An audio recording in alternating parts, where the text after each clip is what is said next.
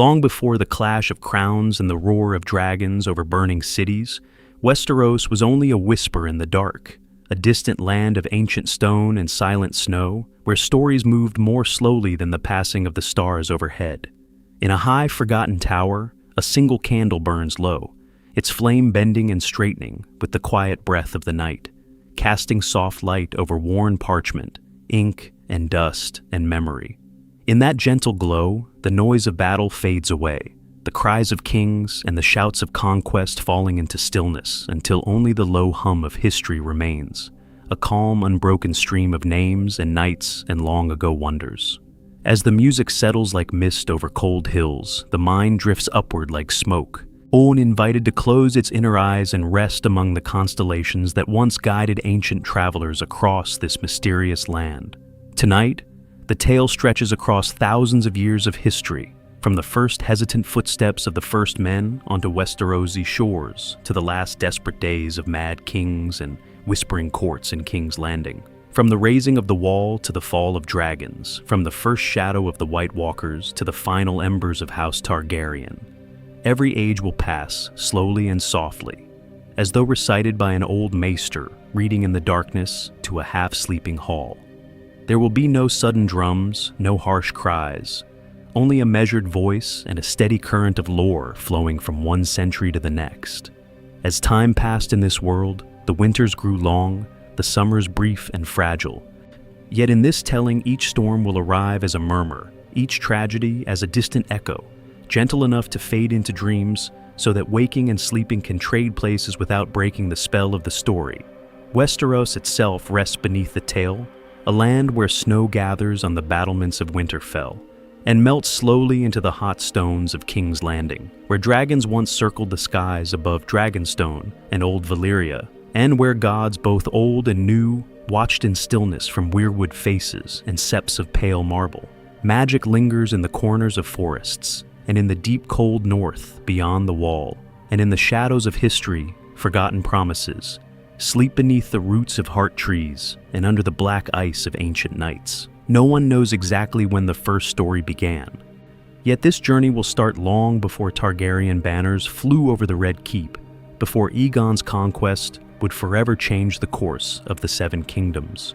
It was during this time that the first men crossed from Essos to Westeros and met the children of the forest in wars and pacts that shaped the north, the old gods, and the very stones of Winterfell. And from that quiet beginning, the path will lead slowly toward dragons, prophecies, and the familiar faces of the Age of Thrones.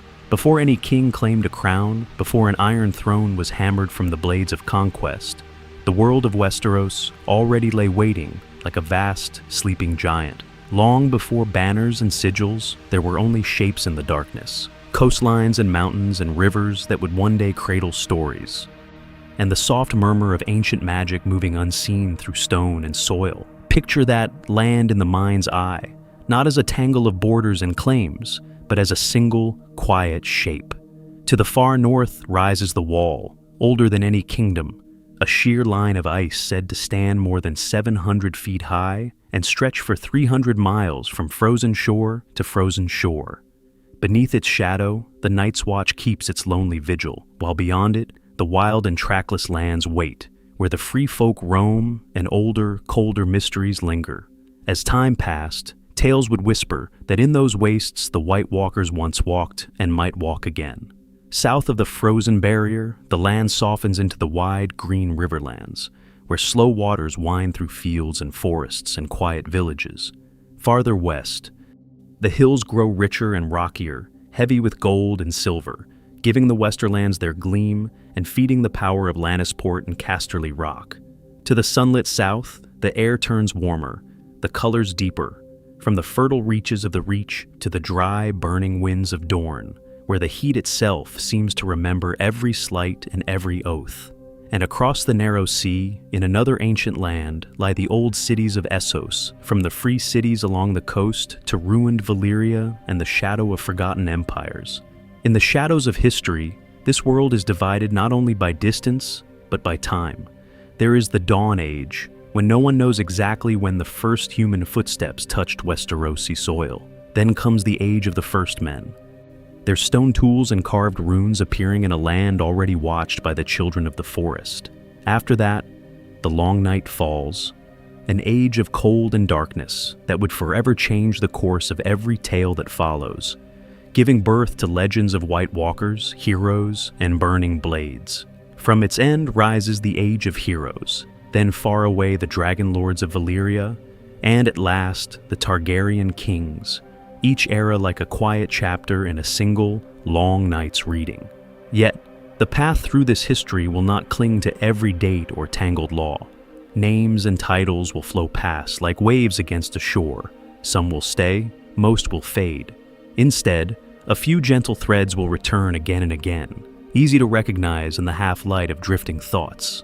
House Stark in the north, bound to Winterfell and the old gods, it carrying words that remember winter and the first men.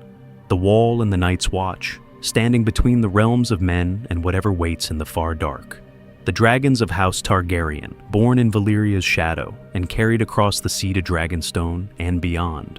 And always beneath lords and legends, the small folk living, working, and enduring in villages, keeps, and cities, their quiet lives the steady heartbeat of the land.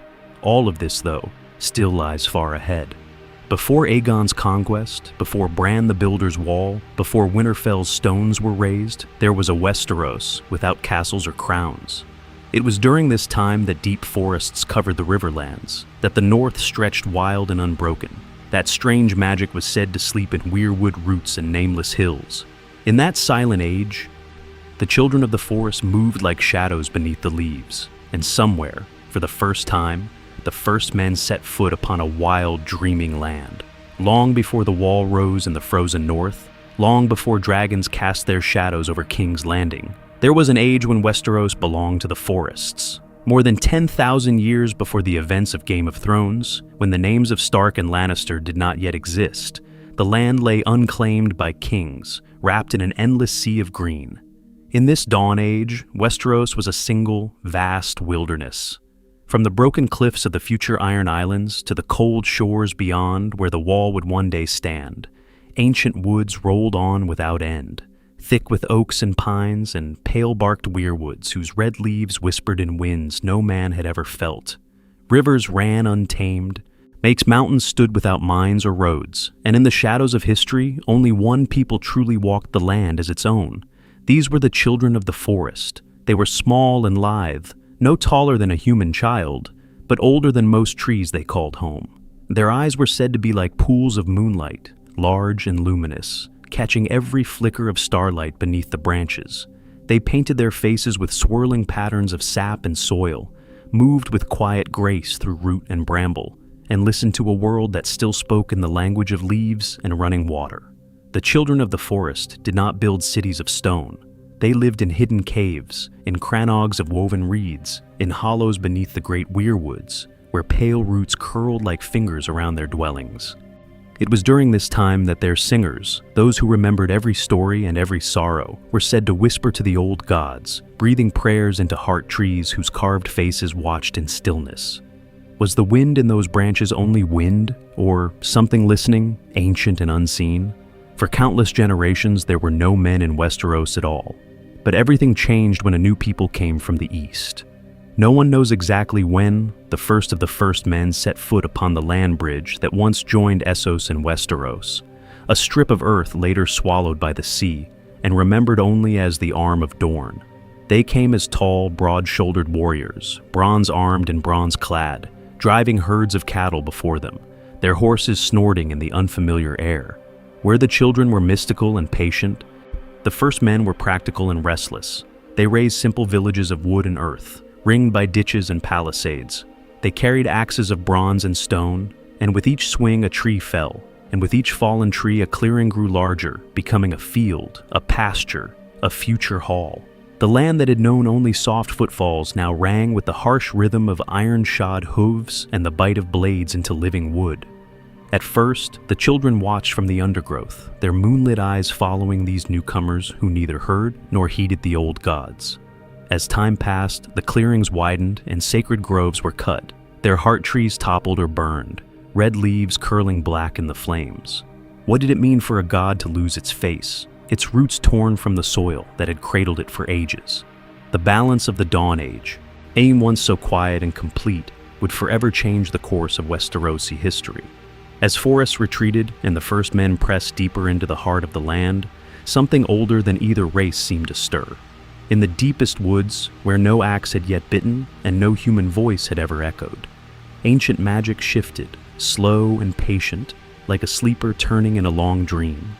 There, in the cold earth and the tangled roots, a darker answer to this first conquest began to wake, waiting for the moment when peace finally shattered. But everything changed when the quiet conquest of fields and open hills gave way to the deeper hunger of axes biting into the heart of the forests. Long before maesters wrote their careful histories, the first men began to cut the weirwoods, those pale, bleeding trees that were more than wood, more than leaf and sap, their red eyes watching in a stillness that felt almost like thought. Everything changed when those faces were carved not by the children of the forest, but by human hands, and when entire groves, once temples of ancient magic, were put to the torch. It was during this time that the balance of the land finally broke. The smoke of burning heart trees curled up through the branches, and in answer, the forests themselves seemed to grow watchful. No one knows exactly when the first arrow fell, or from which shadowed bough it flew, only that it came without warning, silent and sure, slipping from the darkness between the leaves to find the gaps in bronze and boiled leather. From then on, riders vanished beneath green canopies. Scouts did not return. And at night, strange whispers moved through the camps of the first men, like the rustle of leaves speaking in a forgotten tongue. The children of the forest did not meet bronze with bronze. Their answer was older, stranger, drawn from roots and rivers and stone. They called on the old gods in ways that would forever change the course of the war. Rivers that had run one way since the dawn of Westeros turned aside in a single season, swallowing causeways and fords, leaving marching hosts stranded in sucking mud. Hillsides split underfoot, shattering shield walls.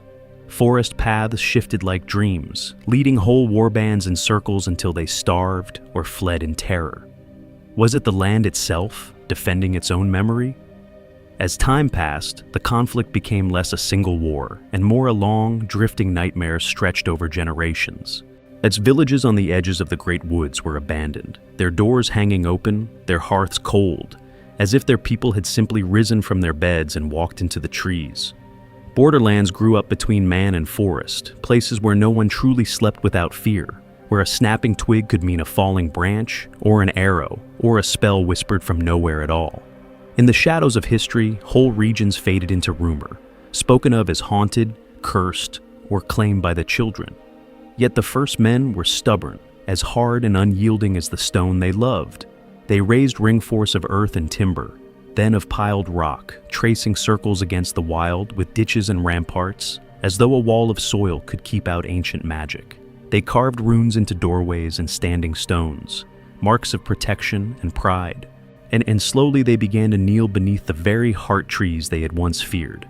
They started to pray to the old gods, to the silent faces in the weirwoods, even as they fought the beings who had first listened to those gods.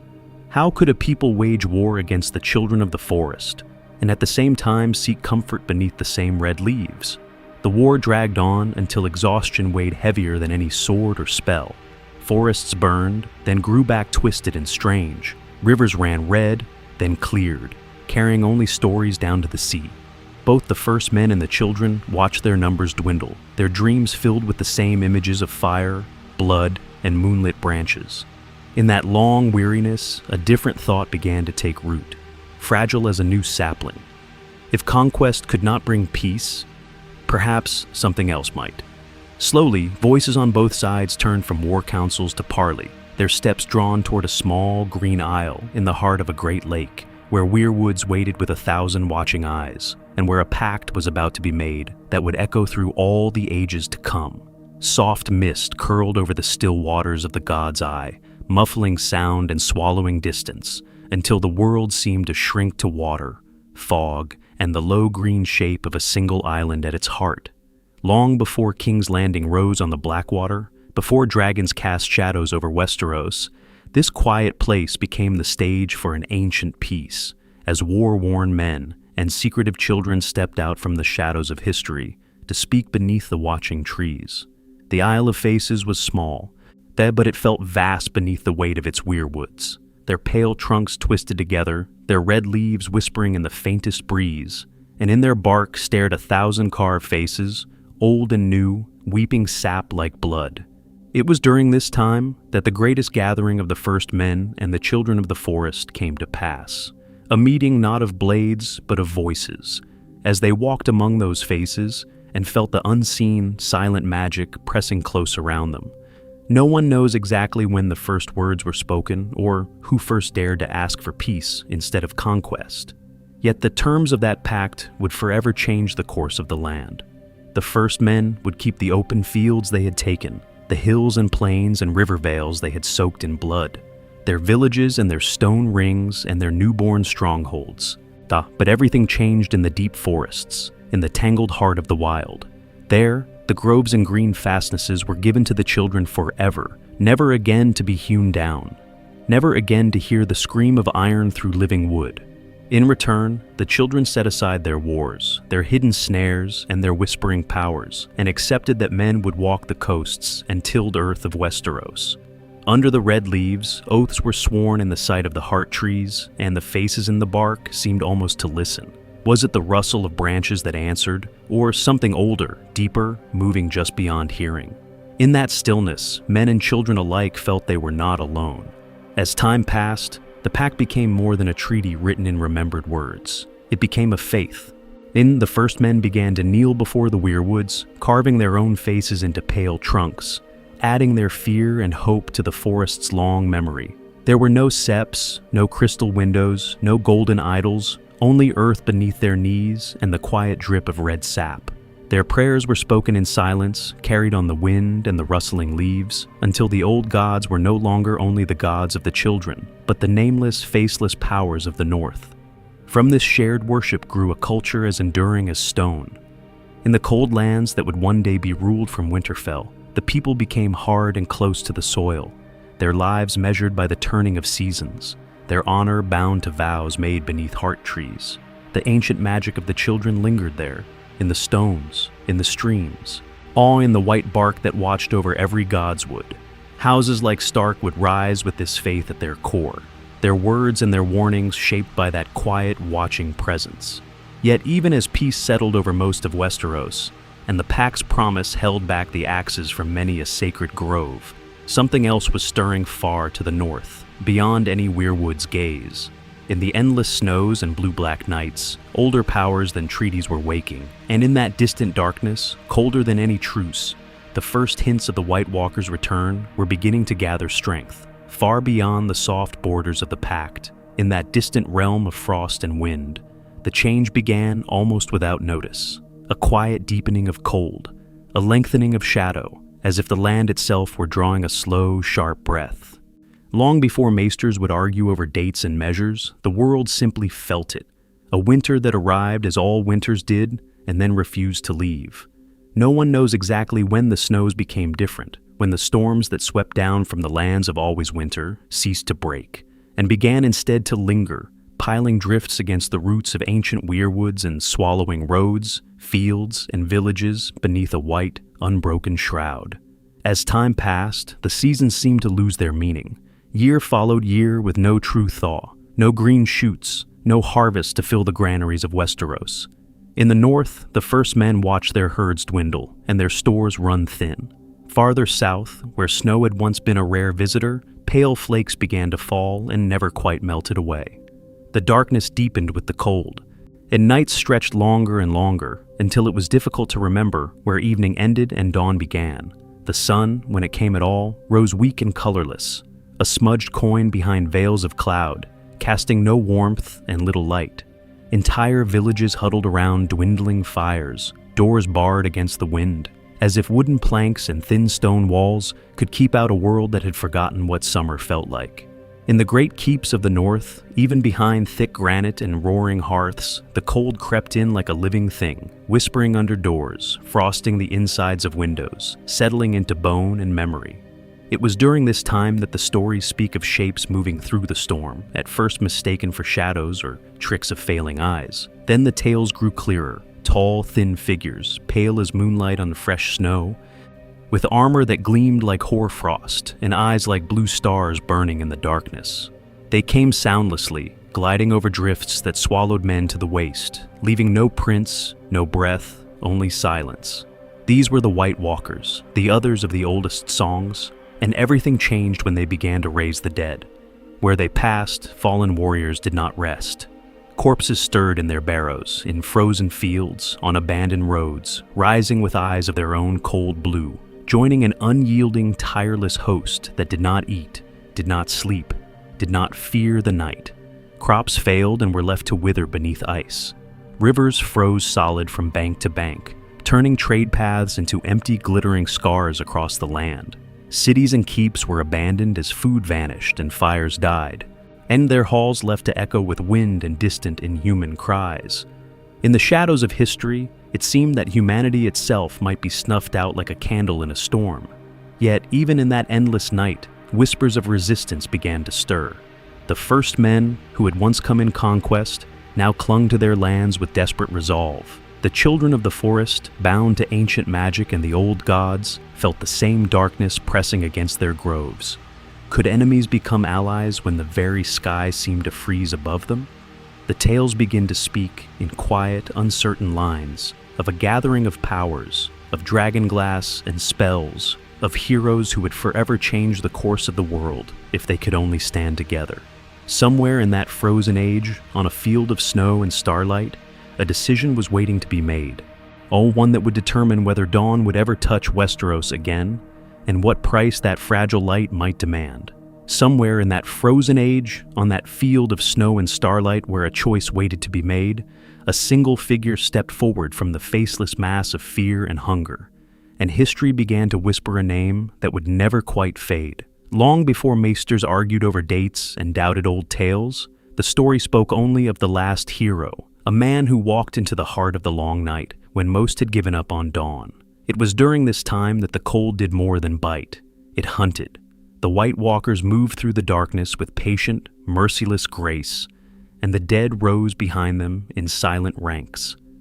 Villages vanished, small halls burned low, then froze, then fell still forever.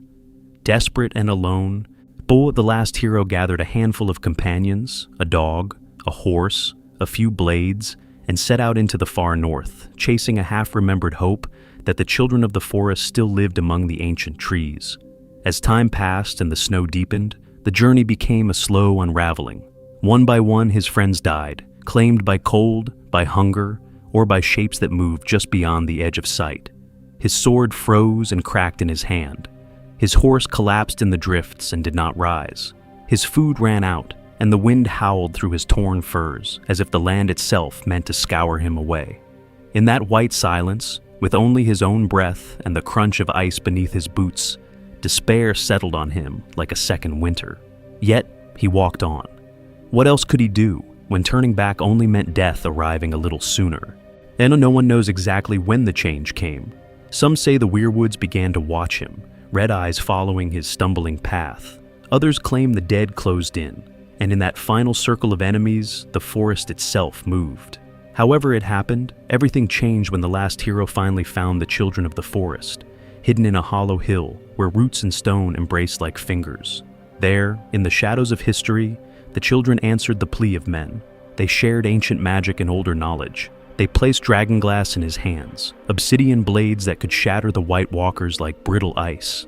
They taught him words to carve into earth and stone, signs of warding and fire. From that meeting came new tactics, new courage, and the fragile alliance that would forever change the course of the war for the Dawn.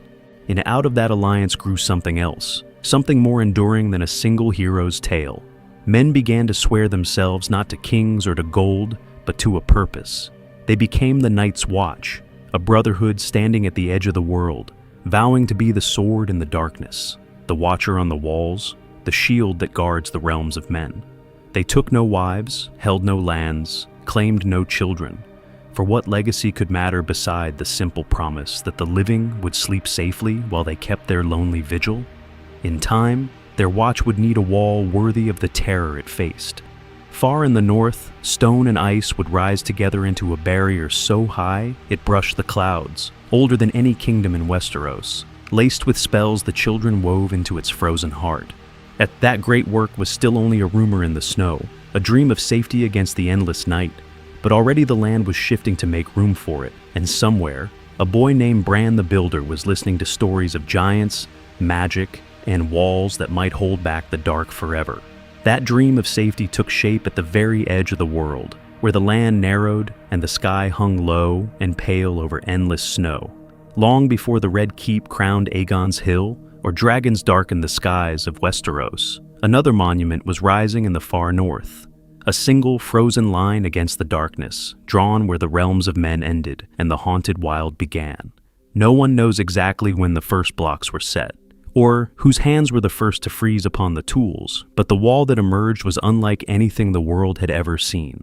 And 700 feet of ice, layered and compacted, fused and frozen, climbing higher than any tower, and stretching for 300 miles from the western seas to the shivering sea in the east. It glowed faintly under the northern stars, catching moonlight in its glassy face and sending it back as a soft, cold shimmer. In its shadow, men looked small, their fires like pinpricks against an ancient, patient cold. It was during this time that a single name began to gather around the work like snow on stone: Bran the Builder. In the shadows of history, he stood half man, half myth, a boy of the first men who listened to the children of the forest, who learned from their magic and their stories. Some tales say he walked with giants, that they heaved the great blocks of ice into place with hands like boulders and voices like grinding glaciers. Others whisper that the children wove spells into every frozen layer, binding the wall not only with ice, but with wards that would forever change the course of the north. Could any one man truly command such power? Or was Bran a name given to the work of many? As the wall climbed higher, the world above it changed. The long night was ending, its endless winter loosening its grip, and the White Walkers were driven back into the far, forgotten reaches of the land beyond.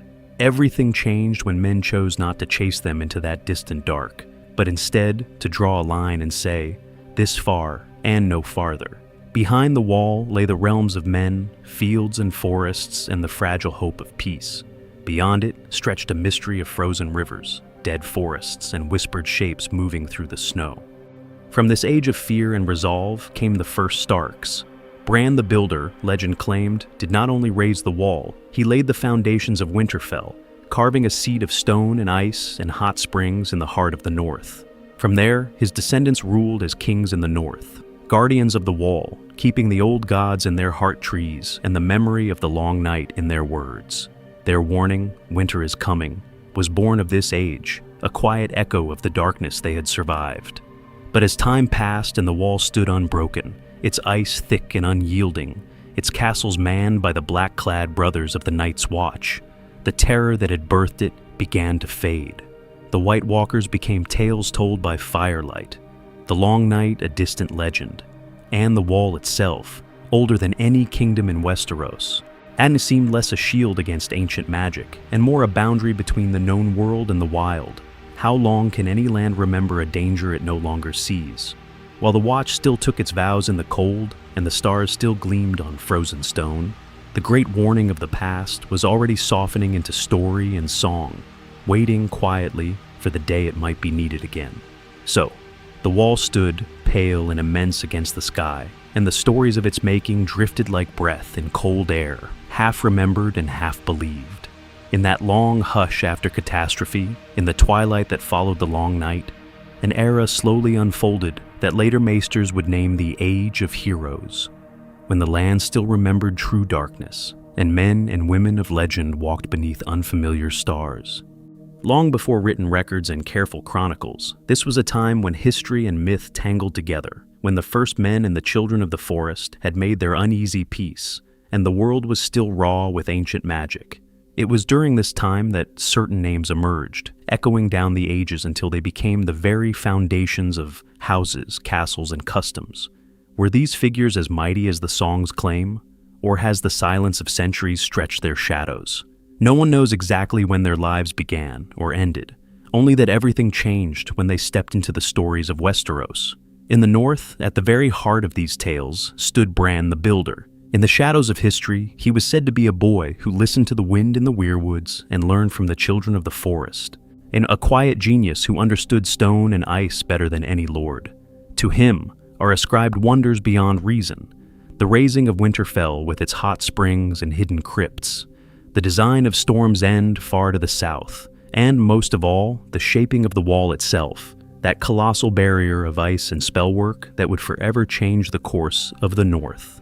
As time passed, House Stark traced its lineage to Bran, claiming not just his blood, but his duty. Far to the west, where waves clawed at jagged rocks, another figure haunted the stormy coasts, the Grey King of the Iron Islands. He was said to have taken a mermaid to wife, to have stolen fire from the sea god himself, to have ruled from a hall beneath the waves while storms bowed before him. From his legend sprang the Ironborn, hard and salt-stained, who claimed him as their first great reaver and king, their love of the sea and their harsh way of life wrapped in the memory of this half-human, half-mythic lord. In the Golden West, under softer skies, walked Lan the Clever. Where Bran's legacy was stone and the Grey King's was storm, Lan's gift was guile. Songs whispered that he slipped into Casterly rock through hidden clefts, that he tricked the proud Casterlys from their ancient seat without spilling a drop of blood, seizing the great stone lion for himself. From this quiet conquest grew House Lannister, rich and radiant. Their gold, their pride, and their cunning all trace back to one shadowy trickster who turned wit into power. To the south, on a coast torn by tempests, Doran God's-Grief defied the sky itself. He loved Elenay, daughter of the sea god and the goddess of the wind, and for that forbidden love, the heavens rose against him. Castle after castle was shattered by thunder and waves, until at last, legend says, a fortress rose that the storm could not break. Storm's End, its walls thick and curved to turn aside wind and wave alike. From Durin's stubborn defiance came the Storm Kings, ancestors of House Baratheon, whose very seat was a challenge hurled at the raging sky. Amid all these tales, one simple phrase endured in the cold north: winter is coming. Passed from lord to heir in Winterfell's great hall, it was more than a reminder to store grain or mend cloaks.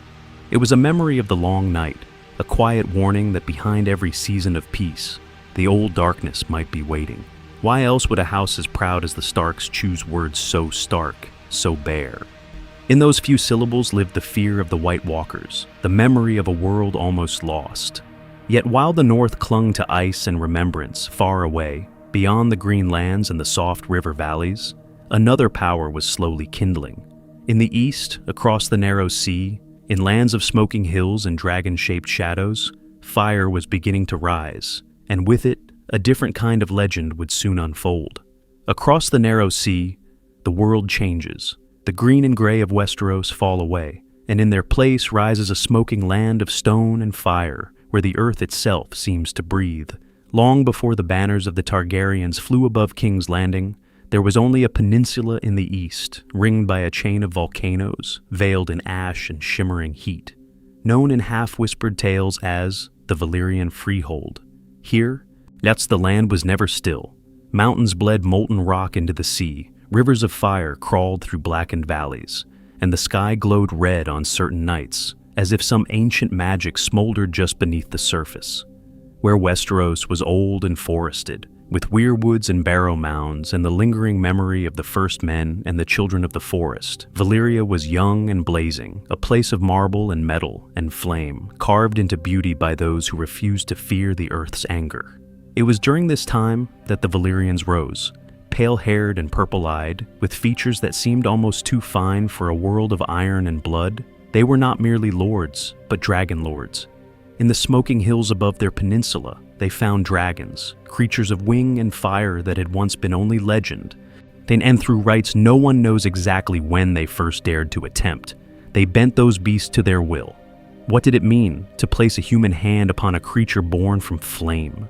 What kind of courage or madness did it require? With dragons came power that would forever change the course of history. The Valyrians carved straight, gleaming roads across Essos, roads that cut through mountain and marsh alike, lined with statues and strange, watchful faces. They raised shining cities of pale stone and dark steel, built aqueducts and towering bridges, and forged weapons so sharp and enduring that even in distant Westeros, the name Valyrian steel carried a quiet awe. As time passed, their freehold became less a realm and more an empire of fire, its influence stretching from the Rhoyne to the shadowed east.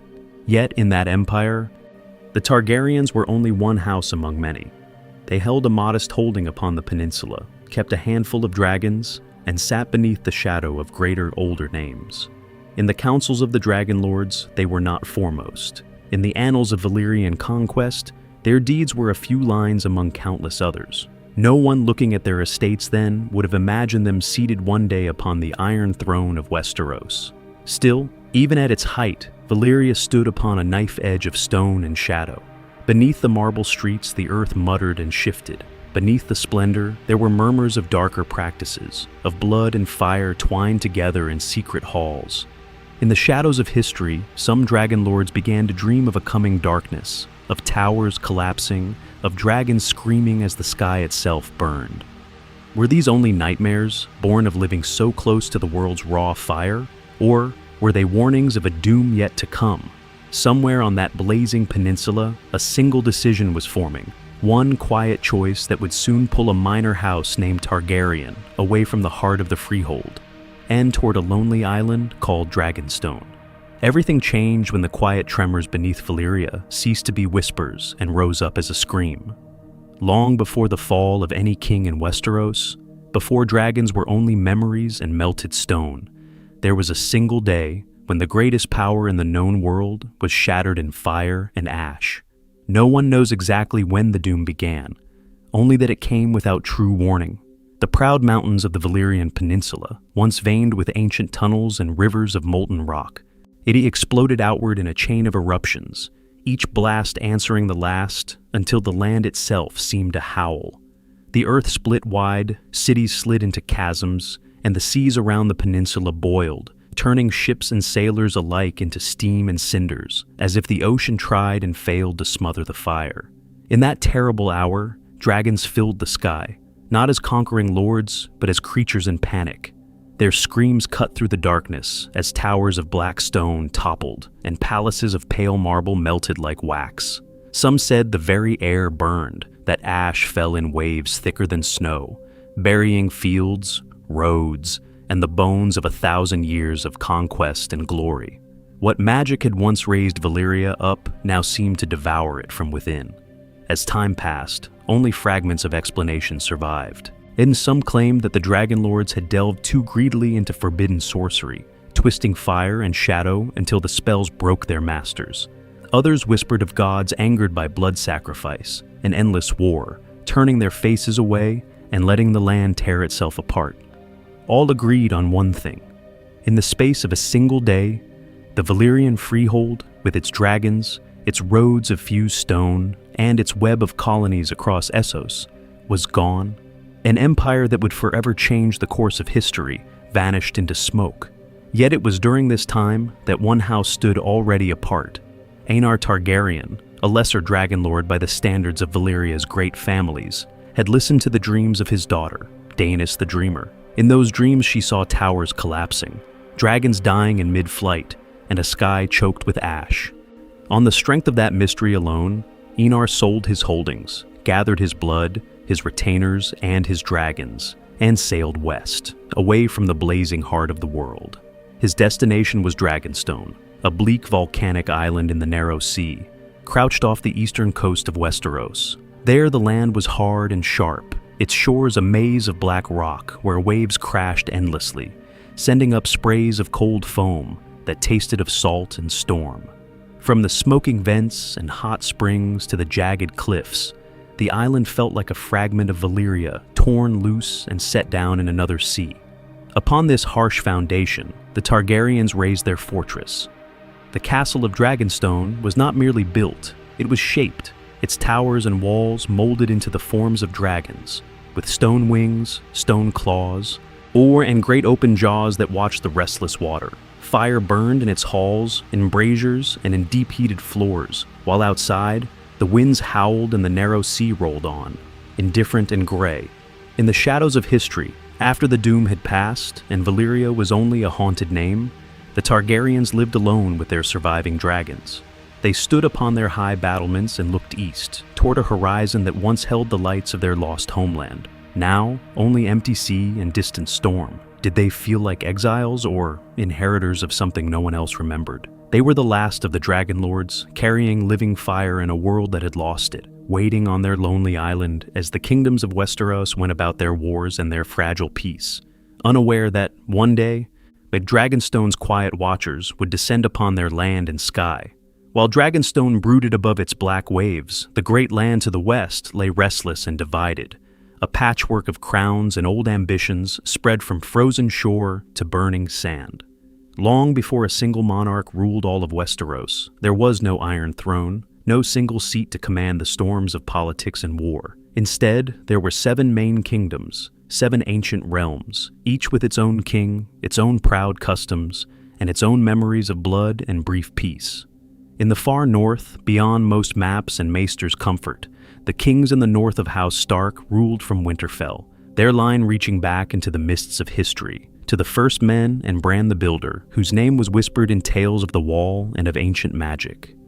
The north was a land of cold and quiet endurance, of snow-buried forests and long winters, where the old gods still watch from heart trees, their carved faces pale and unreadable. There, the words "winter is coming" were not a saying, but a way of life, a reminder that darkness and cold always returned. To the east, shielded by sharp peaks and sheer stone, the Vale of Arryn clung to its mountains and its pride. The Arryns, styling themselves kings of mountain and vale, ruled from the Eyrie, a castle so high it seemed to float among the clouds. Their knights were famed for honor and for the perilous mountain passes they guarded, narrow roads where a single misstep meant a fall into empty air. What need had such a kingdom for dragons when the land itself could cast down an army?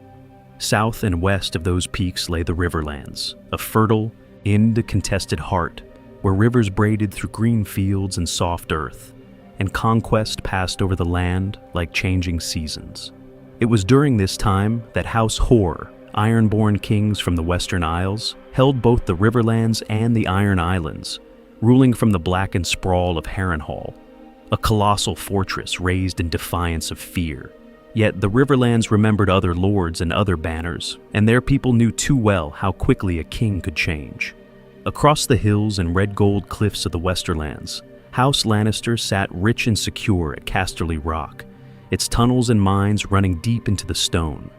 Gold flowed from that ancient seat, buying swords, alliances, and the illusion of unshakable strength. To the south, in the Reach, the gardeners ruled from Highgarden, over orchards, golden fields, and vineyards that seemed to promise endless summer. Knights and chivalry, tourneys and bright banners flourished there, masking the quiet understanding that grain could be as powerful as steel.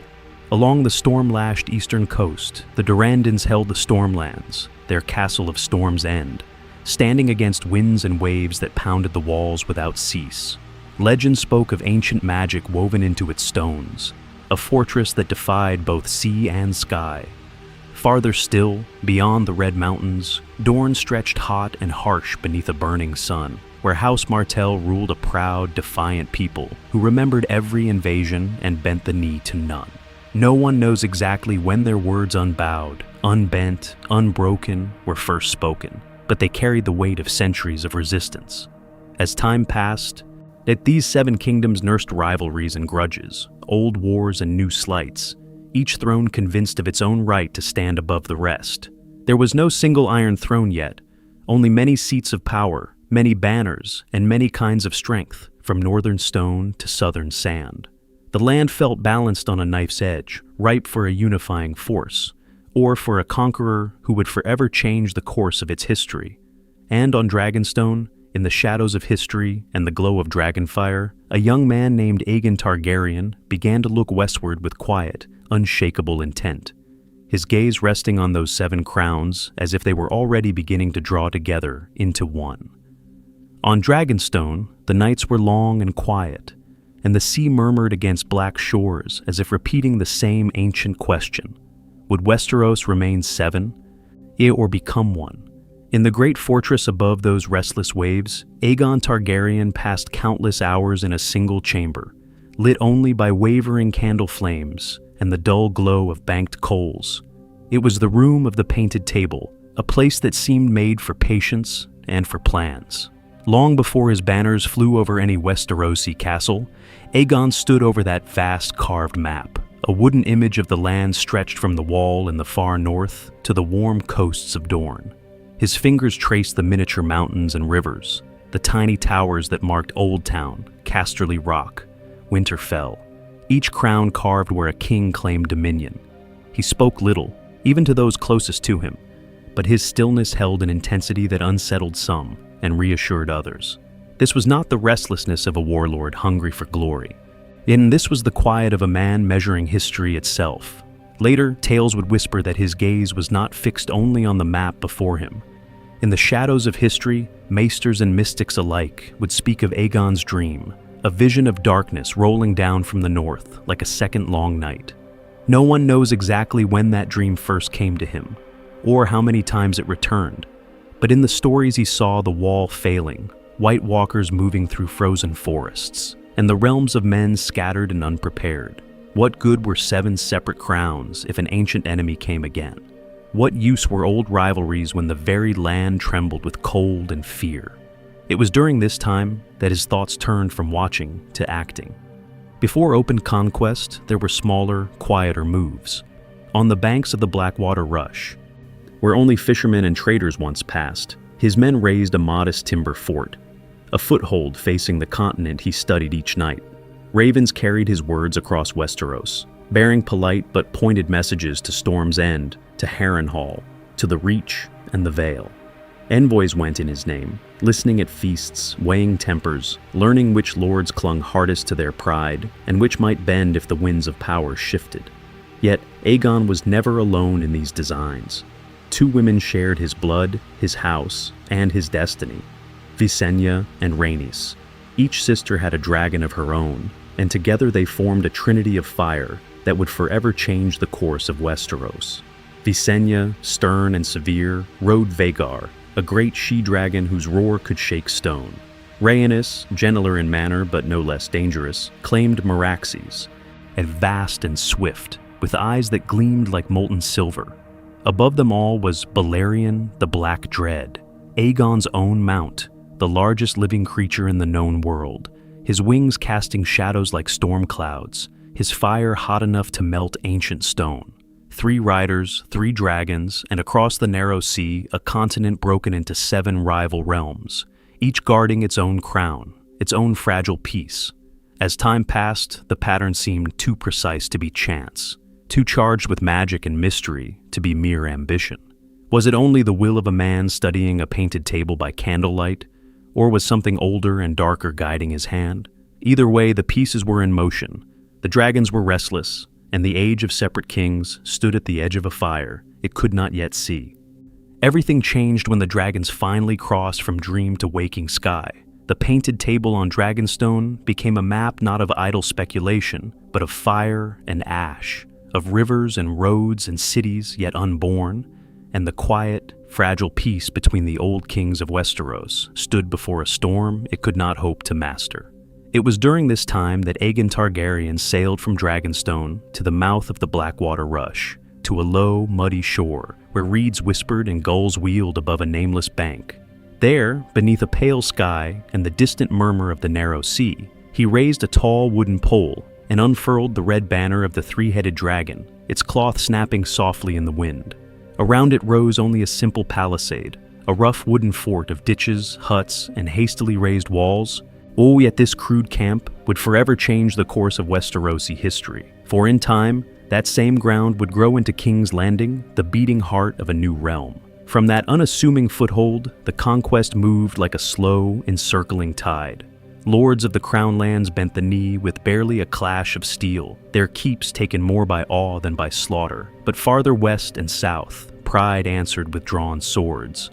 On the rich plains where the Reach met the dominions of Casterly Rock, 2 great hosts gathered in glittering mail, banners of lion and golden rose rippling over tens of thousands of men. The dragons descended together, and the field of fire was born. Balerion, Vagar, and Meraxes turned the day to a wavering red-streaked darkness, only their shadows passing over shield walls that broke and ran as flame rolled across the dry grass. Armor melted, rivers of steel and flesh ran together, and the smell of burning men and horses rose into the clouded sky. Yet, when the screaming ended, Aegon did not salt the earth. He named the defeated lords his vassals, restored their lands, and offered peace beneath his crown. Again and again this pattern repeated. Resistance met with dragonfire, then mercy, incorporation, and a place in a new order that bound ancient rivals beneath a single name. In the Riverlands, Harren the Black trusted stone more than fear, hiding within the colossal towers of Harrenhal, those vast, proud halls that had so recently scarred the sky. Balerion's flame proved older stone no safer than new. The towers ran like wax, windows sagged and dripped, and thick walls blackened and cracked until the greatest fortress in the land became a charred, twisted ruin, haunted by the echo of a king who would not bend. To the north, Torrhen Stark looked upon that ruin, upon tales of the Field of Fire, and upon the dragons wheeling above the trident, and chose a different legacy. The king in the north rode south and knelt, trading a crown for the survival of his people and the quiet endurance of Winterfell, where the old gods still watched from their heart tree as time passed and the world below their carved faces shifted. Only Dorne refused the pattern. In that hard, sunburnt land, no great host marched to meet dragonfire in the open. Castles stood empty, roads ran bare, and Dornish riders vanished into the deep deserts and red mountains. Denying Aegon the open battle, his dragons were made to shatter. Harrenhal could melt, but sand could not be burned into submission, and so one kingdom remained unconquered, a gap in the chain of this new realm that would trouble Targaryen dreams for generations.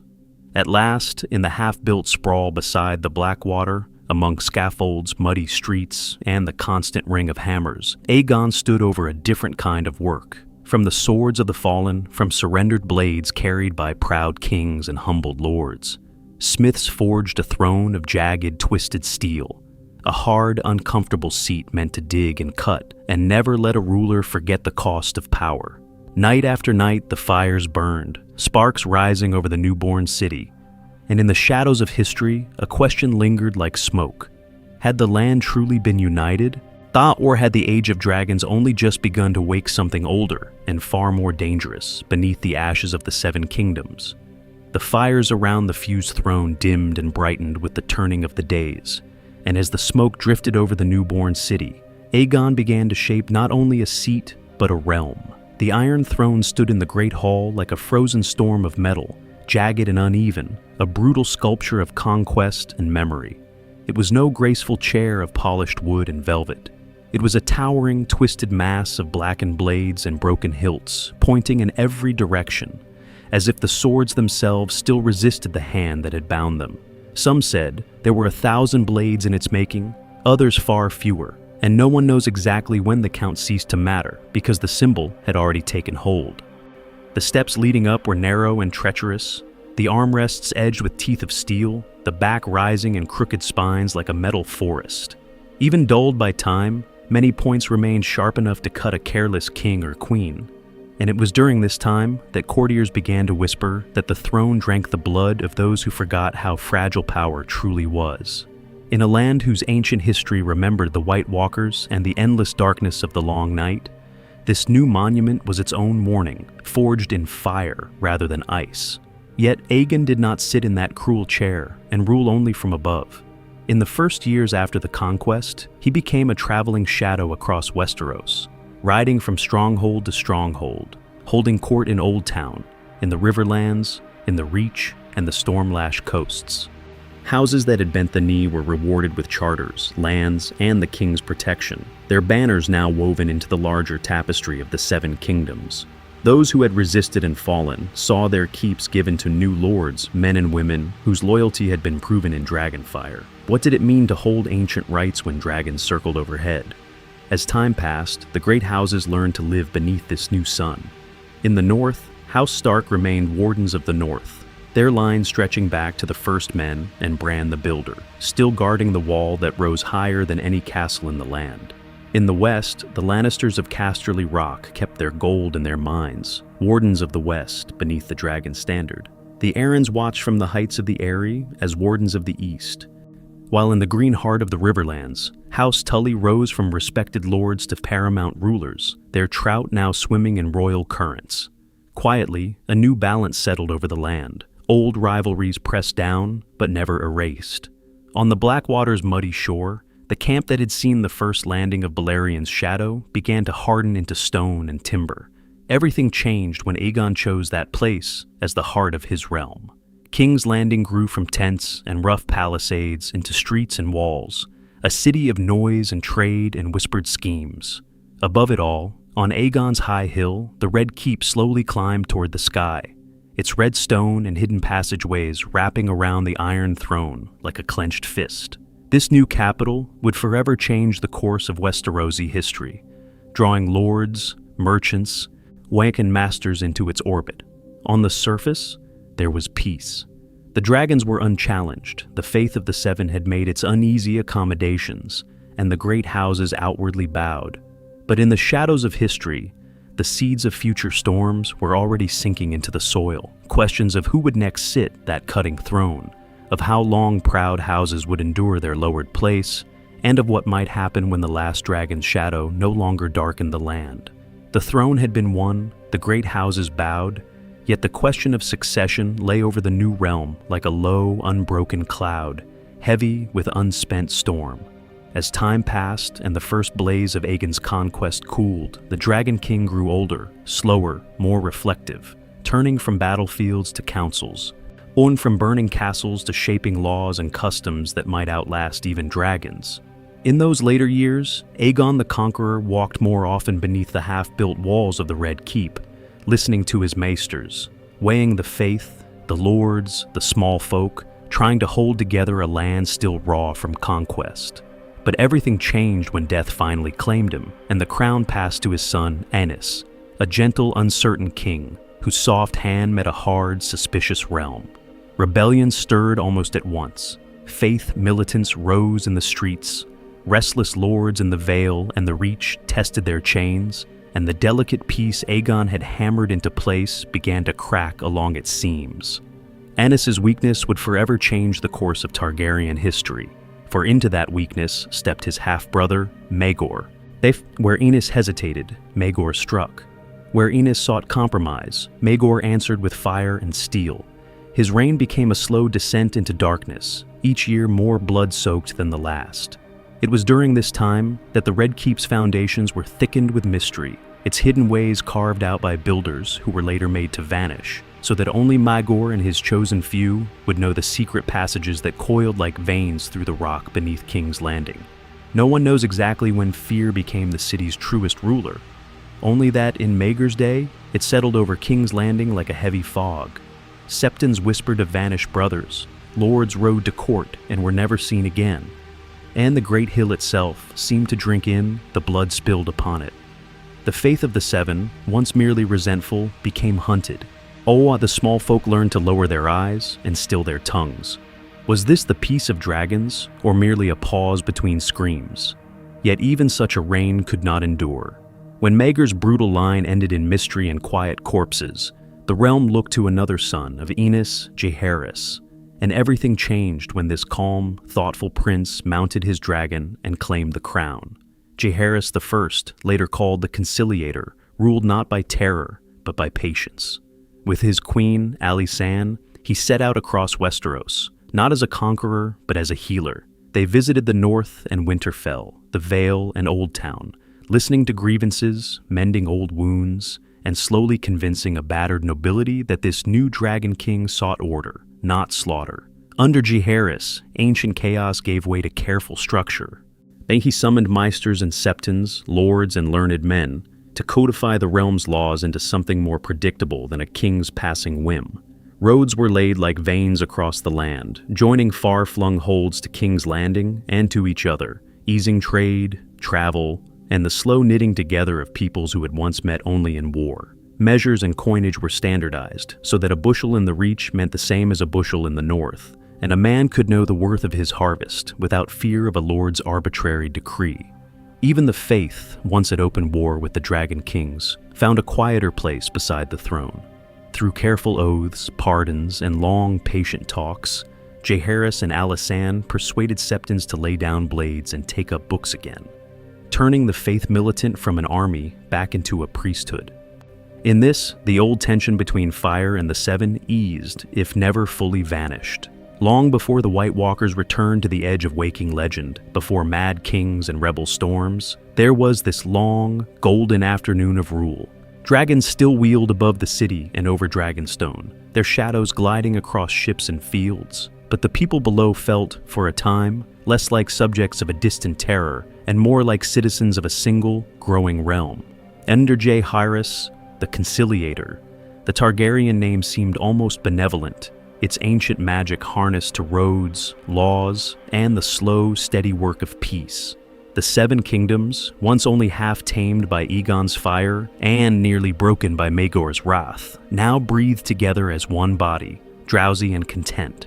Never guessing how fragile this unity would prove when the dragon songs began to fade and new ambitions stirred in the shadows of history once more.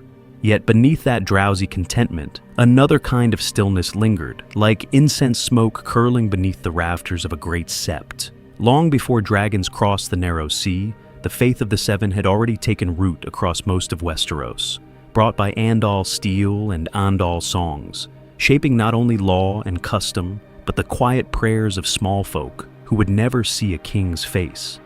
In their septs of white stone and colored glass, the people knelt before 7 aspects of a single god, 7 faces for a world that never stopped changing. There was the Father, stern and watchful, holding the scales of justice in his unseen hands, and the Mother, soft and sheltering, whose mercy was begged in times of famine and war. There was the Warrior, whose blessing knights sought before battle, and the Maiden, bright and untouched, invoked at weddings and in whispered dreams of love. There was the Smith, patient and enduring, guiding the hands that forged plows and blades, and the Crone, bent and wise, lantern held aloft to light the way through darkness. And finally, there was the Stranger, the faceless wanderer, feared and seldom named, walking hand in hand with death. Septs, Septons, and Septas threaded these beliefs through daily life, through oaths, through coronations, through the very language of peace and rebellion. But everything changed when the last Valyrian dragon lords in the world raised their banners over that devout land. For the Targaryens carried with them customs that seemed, to many of the faithful, to stand in quiet defiance of the Seven.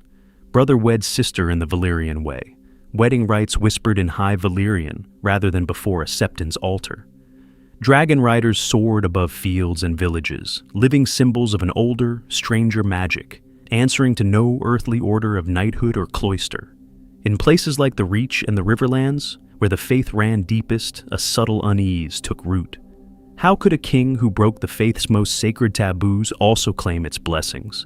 It was during this time that the memory of Maegor the Cruel burned brightest in the minds of the devout. Maegor had met the faith's challenge with fire and steel, slaughtering the faith militant, burning their strongholds, and turning holy rebellion into charred ruin. The warriors' sons and poor fellows, once sworn to defend the innocent, had been hunted like outlaws. Jaehaerys, ascending the throne after that storm, understood that open war against the faith would forever change the course of his dynasty. Instead, he moved with patience, not abandoning Targaryen rights, yet slowly disbanding the faith militant through pardons, gold, and careful promises, until swords lay down and sept bells rang again over a land desperate for calm. As time passed, the open wounds closed, but the scar beneath remained. The faith accepted Targaryen crowns, anointed Targaryen brows with holy oil, even as murmurs persisted whenever a king seemed too cruel, too distant, too inhuman upon his dragon's back. Was it right for a man to take his sister to wife, even if he sat the Iron Throne?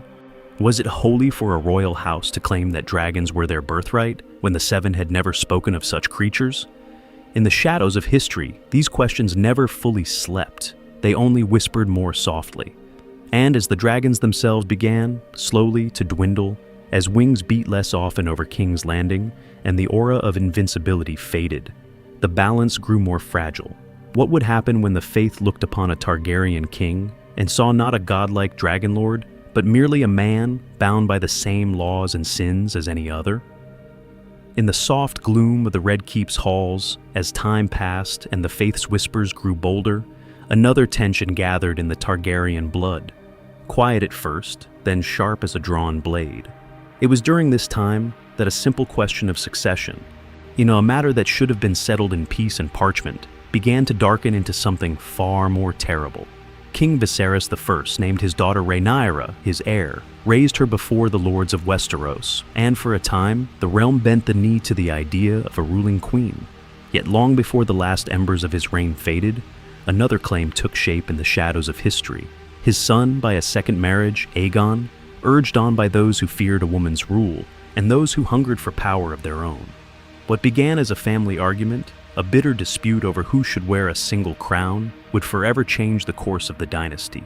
When Viserys died, everything changed when the green banners of Aegon's supporters rose against the black of Rhaenyra's.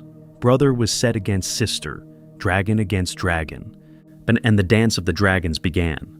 In King's Landing, the bells tolled and the streets filled with rumor as two courts formed, two councils plotted, and two visions of the future clashed over the same ancient throne of twisted steel. The war that followed had a strange, dreamlike terror. Cities that had once watched dragons as symbols of wonder and conquest now looked up in awe and dread as fire met fire in the sky. Over the Blackwater Bay, over the burning fields of the Riverlands, over Harrenhal's already cursed towers, scaled shapes wheeled and dove, their roars echoing like thunder through the land. Flames of green and gold, black and red, tangled in the darkness as riders hurled themselves at kin, and the very creatures that had united Westeros now tore it apart. But the spectacle hit a terrible cost. Castles were shattered, and towns reduced to ash, and countless lives were spent for moments of fleeting advantage. In Dragonstone's caverns, hatchlings died in their chains. In the dragon pit of King's Landing, ancient beasts were dragged down by mobs and stones. With each battle, another dragon fell from the sky, another ancient roar was silenced. No one knows exactly when the balance tipped, when the loss of dragons became greater than any victory could justify. But everything changed in the hearts of the small folk who watched their homes burn beneath those once sacred wings. In the end, there was no true triumph, only exhaustion. Aegon II and Rhaenyra both perished, their lines entangled in grief and kinslaying, their surviving children and grandchildren inheriting a throne drenched in blood and doubt.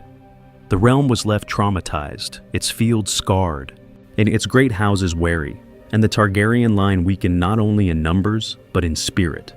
As time passed, fewer dragons hatched, fewer survived to adulthood, and those that did seemed smaller, more fragile, as if the ancient magic of Valyria itself had been wounded. From that point forward, dragons would never again be so numerous or so mighty. Their decline moved slowly, almost gently, like a long winter settling over the land, but the direction was certain. The Targaryens' greatest strength, the fire that had once secured their conquest and their mystique, had become their deepest wound, a reminder that even the mightiest flame can burn itself out. And somewhere beyond the smoking ruins and quiet battlefields, the world turned on, waiting to see what would rise in a Westeros, where dragonfire no longer guaranteed peace. The smoke of the last great battle drifted away, and in its place came something quieter, slower, and in many ways more unsettling. As time passed after the dance of the dragons, the roar of dragonfire that had once echoed over Westeros faded into memory, leaving behind a dynasty that still wore crowns of flame and blood, but ruled a land that had begun to forget what true dragon fear felt like. No one knows exactly when the change became undeniable. At first, it was only a whisper in the dragon pit, a single egg that never cracked, a hatchling that failed to thrive. Then, as years turned to generations, fewer dragons were born, and those that did emerge from their shells were smaller, weaker, more fragile than the ancient beasts that had melted Harrenhal and darkened the skies above the field of fire. The great shadows that once stretched across the land were reduced to sickly creatures, chained and coddled, more symbols than weapons. It was during this time that the Targaryen kings began to turn their gaze inward, away from the certainty of fire, and toward the subtler weapons of rule. Without dragons to silence defiance, the Iron Throne leaned more heavily on the machinery of court, on laws and gold, on marriages and whispered promises. Alliances with houses like Baratheon, Tyrell, and Lannister were forged not beneath circling wings, but across long tables in the Red Keep, where ink and wax replaced ash and bone. In the shadows of history, reigns rose and fell like the slow breathing of a sleeping giant. There were plagues that swept through King's Landing, in turning the crowded streets beneath the Red Keep into places of fear and silence. There were regencies, where child kings sat upon the Iron Throne, while their uncles and councils ruled in their name. Each decision, another thread in a web of intrigue that few truly understood. There were rebellions in the Stormlands and the Reach, flaring up like sparks in dry grass, quickly put down, yet leaving behind a faint smell of smoke that never quite vanished. The great houses watched all of this, and with every passing decade, their confidence grew.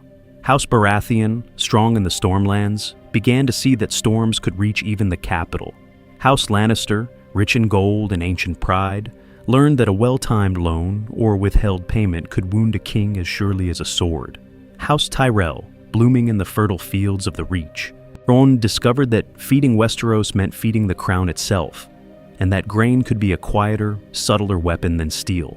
Was the crown unshakable if its power could be bargained with, cajoled, even quietly resisted? Long before the White Walkers stirred again in the far north, long before new whispers of ancient magic returned to the land, the last dragons in the dragon pit withered and died. When the final one fell, there was no great cataclysm, no sudden darkness, only an absence that would forever change the course of Targaryen history. The dragon lords of old had become kings like any others, ruling without living fire, vulnerable now to the same hatreds, ambitions, and quiet betrayals that had undone so many mortal dynasties. And somewhere beyond the walls of King's Landing, the ancient powers of Westeros waited, patient and silent, for a world where men had forgotten how small they truly were. What would happen when a house built on dragons found itself alone, with only its name, its throne, and a realm growing ever more restless?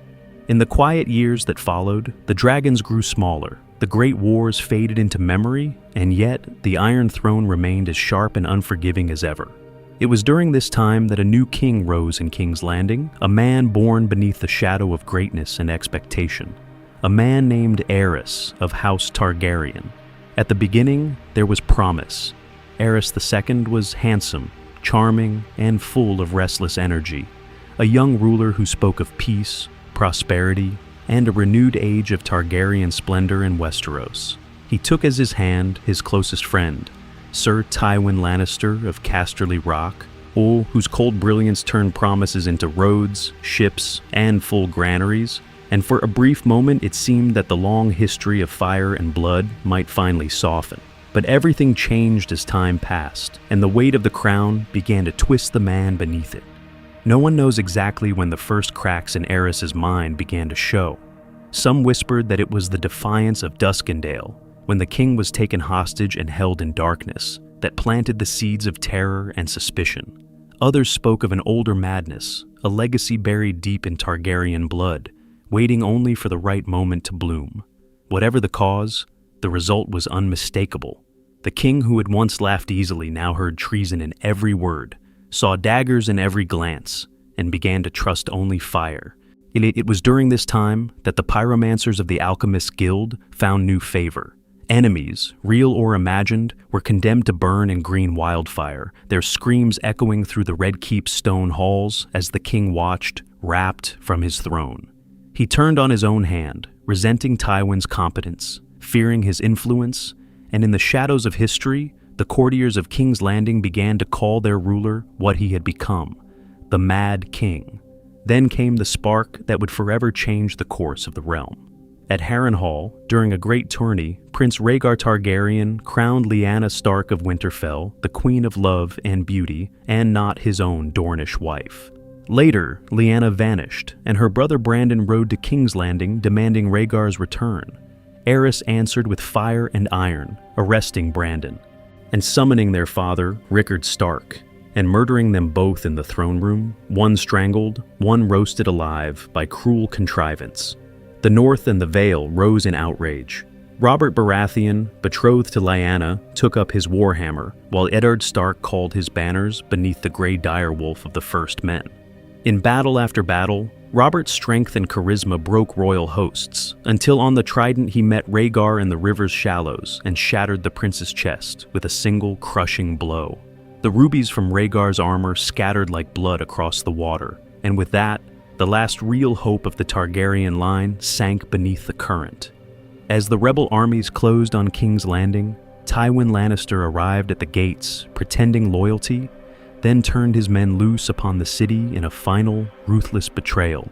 Inside the Red Keep, as wildfire caches waited in the darkness, Aerys raved and ordered the city burned, commanded that 500,000 souls die so that his enemies would inherit only ash. But everything changed when one man broke his oath. Sir Jaime Lannister of the Kingsguard, sworn to protect his king, instead slew him before the Iron Throne, then killed the pyromancer who held the final orders. In a single bloody moment, the Mad King fell, and the city was spared. When the smoke cleared, the dynasty that had ruled Westeros for nearly 3 centuries lay in ruins. Aerys was dead in his own hall, Rhaegar drowned in the Trident, and the remaining Targaryen children fled across the narrow sea into exile, carrying with them only their name, their grief, and fading tales of dragons. In King's Landing, Robert Baratheon sat uneasily upon the Iron Throne, a conqueror without dragons in a land where ancient magic seemed to have finally gone quiet. Yet, in the far corners of Westeros, in the frozen north and beyond the wall, in forgotten vaults and whispered prophecies, darker powers still remembered the blood of the dragon and waited. What would awaken when that blood, scattered and hidden, was finally called home? In the quiet that followed the fall of the Dragon Kings, a different kind of stillness settled over Westeros. Not the silence of ancient magic, but the heavy calm of men catching their breath after long war. It was during this time that Robert Baratheon, the thunder of his rebellion spent, sat the Iron Throne as a king very different from the young lord who had shattered Prince Rhaegar upon the Trident. Once, Robert had been a storm-given flesh, a towering warrior whose hammer blows would forever change the course of the Targaryen dynasty. As time passed, that same man grew heavier, slower, wrapped in velvet and wine instead of mail and steel. He preferred the noise of feasts to the whispers of councils, the chase of the hunt to the patient. Careful work of ruling a realm stitched together from old wounds and older grudges. The crown rested on his brow, but the day-to-day weight of the kingdom often slipped from his hands into others. For a time, that weight had been held by Tywin Lannister, the cold, relentless lord of Casterly Rock, who served as hand of the king and brought order through fear and ruthless efficiency. Long before Robert's appetites had emptied the royal coffers, Tywin's gold had filled them, the wealth of the Westerlands flowing quietly into King's Landing. Even after Tywin stepped down, his house did not loosen its grip. His daughter Cersei sat as Robert's queen, her twin brother Jaime gleamed in white armor in the Kingsguard, and every passing year saw the crown sink deeper into debt to Lannister lenders. Was it truly Robert's realm, or a realm borrowing its future from the Lion in the West? Beyond the Red Keep, the great houses watched and waited. In the north, the Starks held Winterfell, their words "winter is coming," still echoing from an age when the White Walkers had walked under a sky of endless night. In the Vale, House Arryn guarded the high passes from the Aerys' dizzy heights, proud of the role Jon Arryn had played in raising Robert and Ned Stark like fostered brothers. Along the rivers, old House Tully ruled from Riverrun, bound by marriage to both North and Vale, yet troubled by raids, rivalries, and the ceaseless tug-of-war for the Riverlands. Farther south, the Tyrells of Highgarden tended the fertile fields of the Reach, rich in food, knights, and quiet ambition. Their banners bright, but their patience brighter. In sun-scorched Dorne, House Martell remembered Elia's murder during the sack of King's Landing and nursed a slow, simmering grief beneath the words unbowed, unbent, unbroken. Each region enjoyed the appearance of peace, yet beneath that calm lay grievances, half-forgotten oaths, and loyalties that did not always point toward King's Landing. Across the narrow sea, the last known Targaryens, Viserys, and his young sister Daenerys drifted from city to city, exiles in lands once touched by Valyrian glory. No one knows exactly when the whispers about them began to fade into background noise, treated as a lingering ember that could not possibly catch flame again. Watched, but not yet feared, they lived like ghosts of a burned house, remembered mainly by old loyalists and cautious spymasters. So Robert's realm endured, a fragile tapestry stretched over ancient fault lines. Long before his rebellion, prophecies had been spoken in shadowed temples, debts had been written in blood, and grudges had sunk roots deep into the land. This was peace, but it was a peace like a held breath, a pause between storms, as if the land itself were waiting. What would happen when old magic stirred once more, when dragons, debts, and distant winters all called the past back into the present? In that held breath between storms, the land's quiet attention turned northward, to a place where winter was not a distant fear, but a constant companion.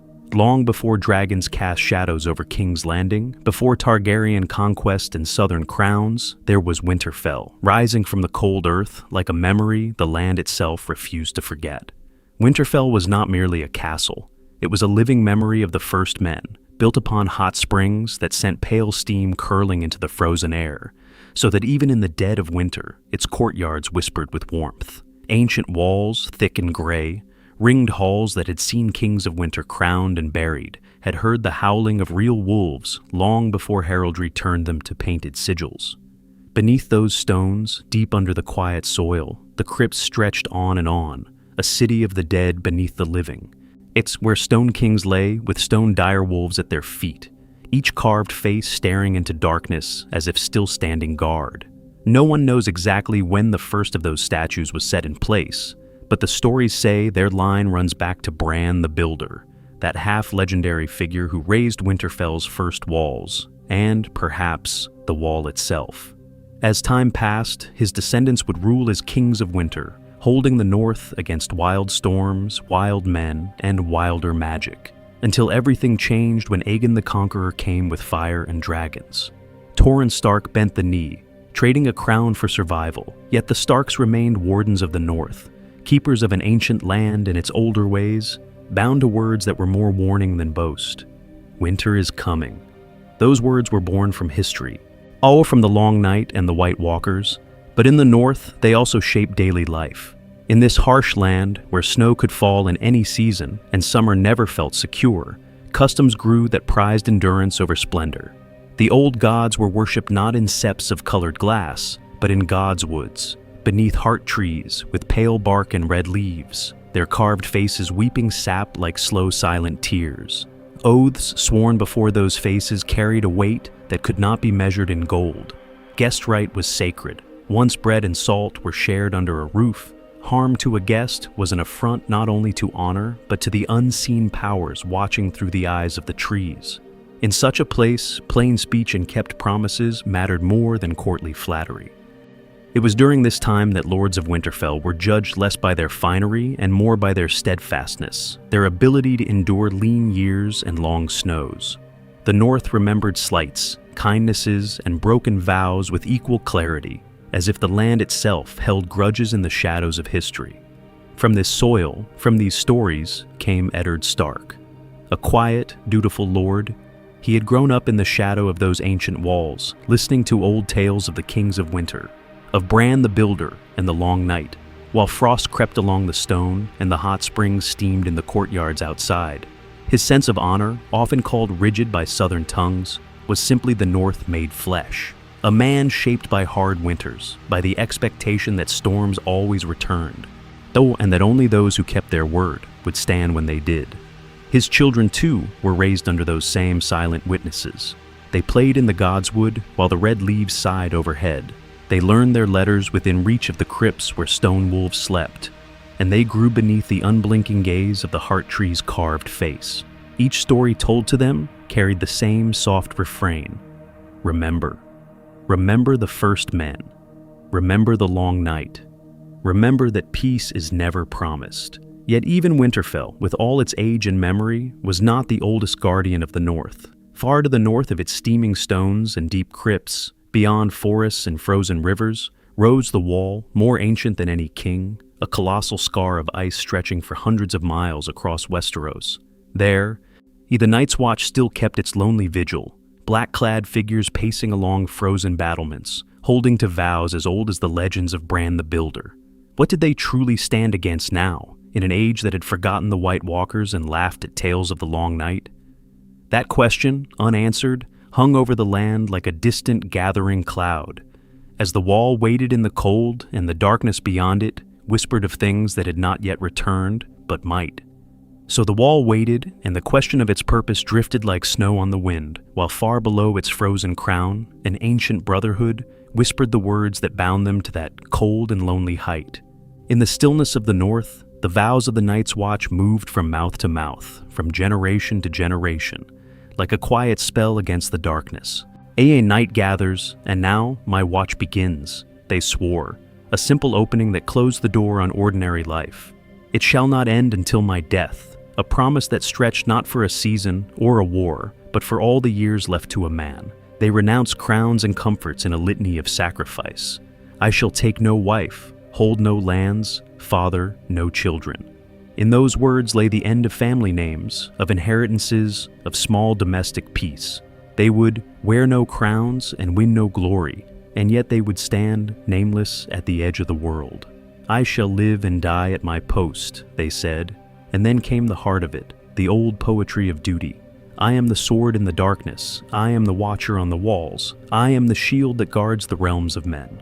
Each phrase was a reminder that, long before the Seven Kingdoms were carved from conquest and ambition, this order existed for a single purpose: to stand where the land ended and the unknown began.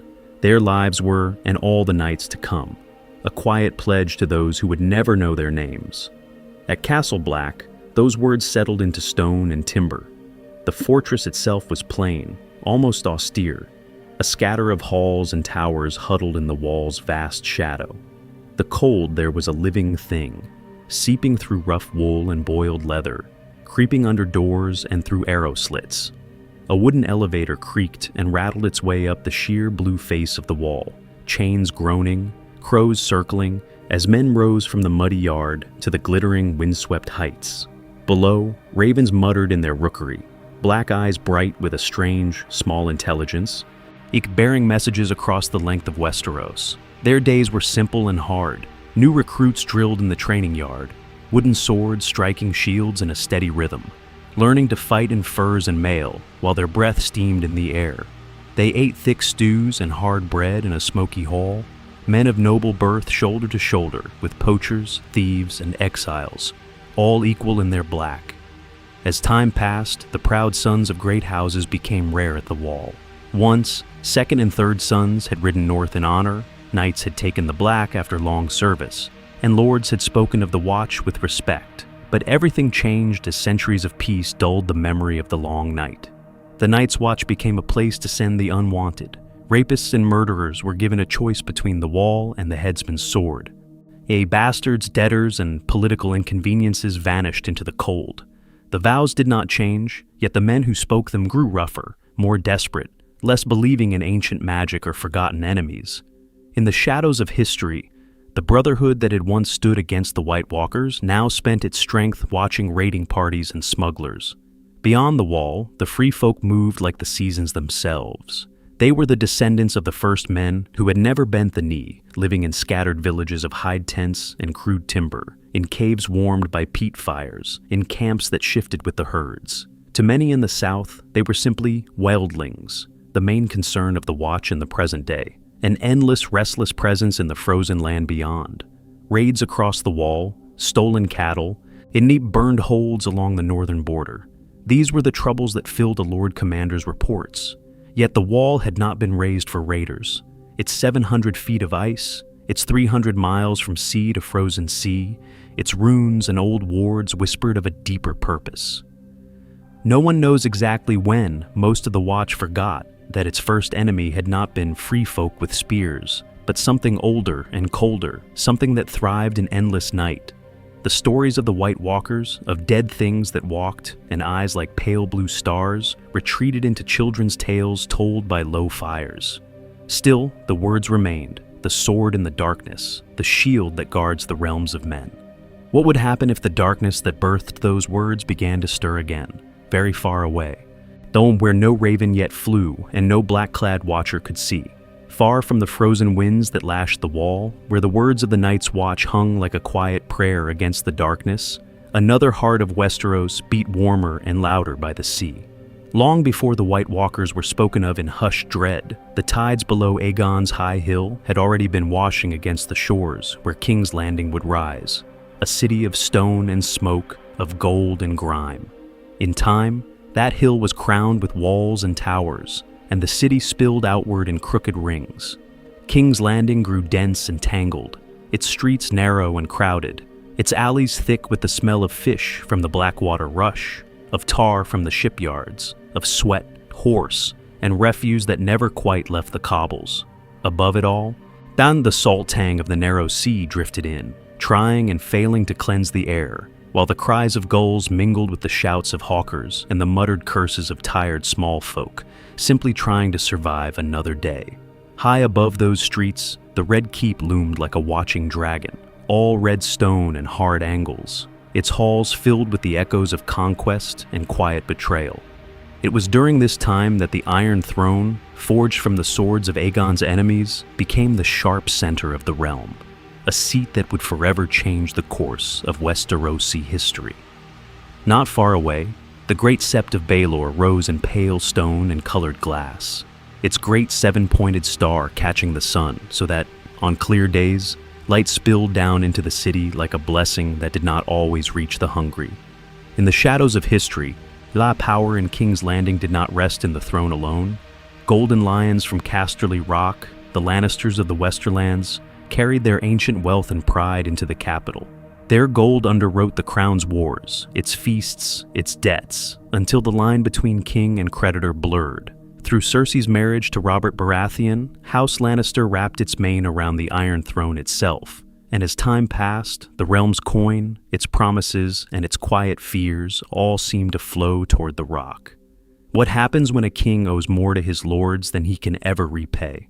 Further south and west, in the green and gentle reach, House Tyrell ruled from Highgarden. Stewards turned lords after Aegon's conquest. Their power was not built on iron mines or ancient magic, but on fields that never seemed to fail.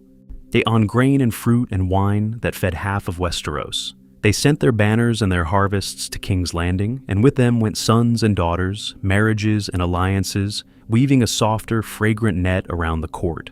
A well-timed feast, a smiling promise, a ship heavy with food during lean years. Could such things not weigh as much as steel? Farthest south, where the sun burned hotter and the land remembered older wars, House Martell ruled Dorne from Sunspear. Their words, unbowed, unbent, unbroken, echoed their unconquered past, for even Aegon's dragons had never fully tamed them.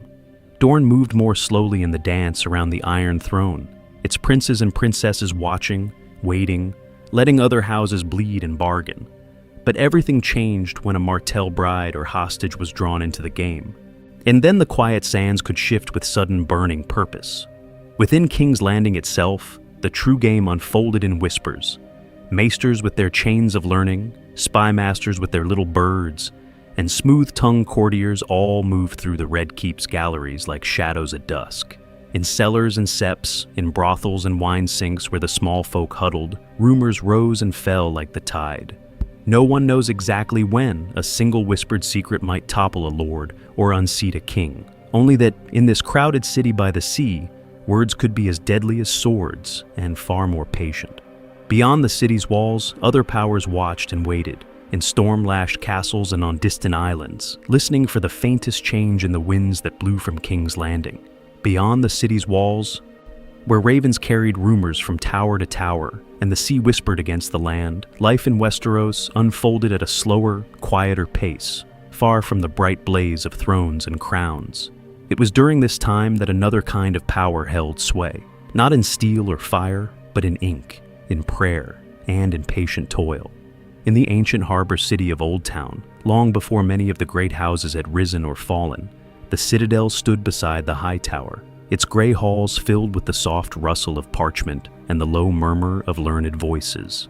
Here the maesters forged their chains, link by painstaking link, each metal a promise of knowledge, black iron for ravenry, silver for healing, yellow gold for the mysteries of the mind, and other stranger metals for subjects whispered of more carefully. As time passed, if those chains would rest on the shoulders of men who left the citadel behind, traveling to cold northern castles, river keeps, and sun-baked Dornish holds to serve as healers, teachers, and advisors, tending not to glory, but to continuity. In a village beneath some lord's hall, the faith of the Seven shaped the days with a different rhythm. A small sept of pale stone or weathered wood might stand at the center, its seven-pointed star catching the light. Its doors open to farmers, craftsmen, and children whose names would never enter the chronicles of history. Septus taught letters and prayers, tracing the seven-pointed star on little hands, while Septons spoke of the father's justice, the mother's mercy, the warrior's courage, and the stranger's dark mystery. Holy days brought color to the turning year, candles and bells for the maiden, and feasts for the smith, solemn processions where the poorest and the proudest walked side by side beneath the same sky. Beyond those sept doors, the small folk bore the true weight of the seasons. In the reach, fields of golden grain rose and fell like a tide of earthbound sunlight. Farmers watching the clouds as carefully as any maester watched the stars. Along the storm-lashed coasts, fishermen mended nets by lantern light, listening for the distant thunder that might shatter a night's peace. In the hills and highlands, shepherds followed their flocks through wind and mist, knowing that a new tax, a distant war, or a lord's ambition could turn a good year lean without a single sword being drawn in their sight. How many forgotten lives bent and swayed beneath decisions made in high, echoing halls. And yet even those halls were shaped by the land that fed them. In the north, long, smoky feasting chambers were warmed by roaring fires and thick furs, where salt beef, dark bread, and strong ale held back the encroaching cold, and the old gods watched in silence from the gods' wood beyond. In Dorne, bright water gardens and shaded courtyards offered refuge from the burning sun, while the day itself bent around the heat, with quiet midday rests and late starlit meals. In the Vale, sheer mountains gave rise to sky cells that clung to the cliffs like open jaws, and to high festivals where singers' voices carried across the thin, cold air. Each custom, each meal, each song was a small thread in the vast tapestry of Westeros. In the shadows of history, kings and dragons would forever change the course of dynasties, burning their names into memory with conquest and rebellion. But everything changed far more slowly in the fields, in the septs, and in the silent workrooms of the maesters, where candles burned low and hands moved with practiced care. It was the quiet persistence of ordinary people, of those who tilled, prayed, studied, and endured, that kept the world turning between wars and winters, holding the land together while ancient magic stirred once more in the far north, and old stories about White Walkers began to sound very softly, like warnings instead of tales. Yet far from the wall and the whisper of White Walkers, across the narrow sea where the air was warmer and the night smelled of spice and salt, the last embers of another ancient magic drifted quietly from house to house, city to city.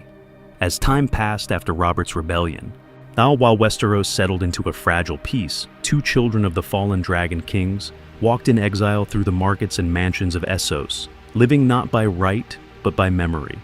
It was during this time that Viserys and Daenerys Targaryen became wanderers, guests who never truly belonged, moving from Braavos to Tyrosh, from Myr to Pentos, following the thin trail of coin and charity offered by those who still remembered the red and black banners that had once flown over King's Landing.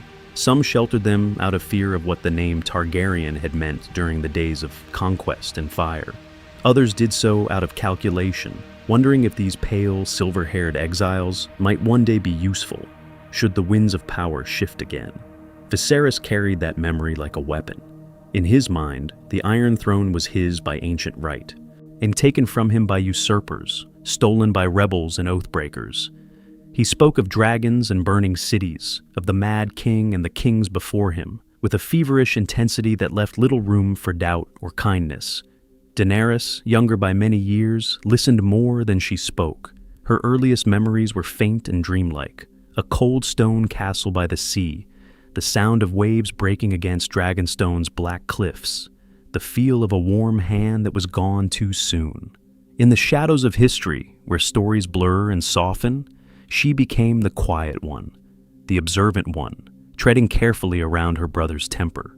Every outburst, every hand upon her arm, every promise that one day they would sail back and reclaim Westeros, pressed her further inward into a world of half-remembered lullabies about dragons and Valyria, lies about a land of fire and wonder that no one living had ever seen. Long before she was a Khaleesi, she was a girl who learned to move softly, to endure storms rather than command them. The world saw them in many different ways. In the free cities, some whispered that Viserys was the rightful king across the water, the last true dragon, while others dismissed him as a beggar, prince with nothing left but a famous name and a brittle pride.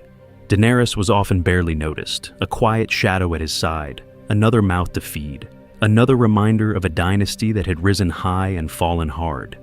And in Westeros itself, for most, the Targaryens had already passed into the realm of distant politics and fading gossip. New lords schemed in King's Landing. New banners flew over castles. And the children of the rebellion grew up barely thinking of the exiled line at all. But everything changed when a gift arrived in Pentos, on the eve of another bargain struck over Daenerys' future. 3 dragon eggs, stone hard and cold, were placed before her, each one a relic from a world that had vanished in the ash and smoke. One was deep green, with bronze flecks that caught the candlelight like embers buried in a forest floor. One was creamy white, veined with gold, like sunlight trapped beneath pale stone. The last was black as midnight, shot through with scarlet, as if frozen fire had been folded again and again into its shell. They were said to be from the Shadowlands beyond Ashai, from markets where ancient things changed hands in whispers. No one knows exactly when they had last felt true heat, or whether they were anything more than beautiful fossils, echoes of dragons that had once darkened the skies over Valyria and Westeros alike. To the magisters of Pentos, they were ornaments, symbols of lost power, curiosities to impress a frightened girl promised to a horse lord. To Daenerys, they were something different. She traced their patterns with careful fingers, feeling only cool stone, yet dreaming of wings and fire and the roar of creatures that had shaped the history of her house. In a world where dragons were long dead, where their skulls gathered dust in the Red Keep, and their very existence had become a story told to children, these eggs were a quiet promise, a memory made solid. What slept inside them, if anything slept at all? And in an age when ancient magic seemed to be stirring once more in the far north, could a single perfect moment, a single perfect flame, wake old powers again and forever change the course of more than one land? In the dim glow of that imagined perfect flame, another truth stirs quietly beneath the surface of the world, for in Westeros and beyond, the powers that answer a whispered prayer or a desperate cry are as old and tangled as the roots of the earth itself. Long before dragons hatched from stone, long before the Targaryens raised their banners over King's Landing, the first men knelt not before carved idols of gold and crystal, but before the silent faces of trees.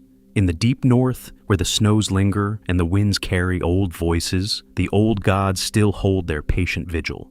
They are nameless spirits of stone, stream, and tree, bound to the land and the ancient magic that the children of the forest once wove through every forest and hill. Their temples are God's woods, their altars pools of still black water, and at the heart of these sacred groves stand the weirwoods, pale as bone, with leaves the color of blood and faces carved long ago by unknown hands.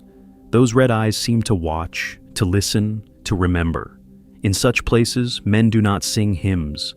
They kneel in silence, wondering if something in the bark and the water is listening back.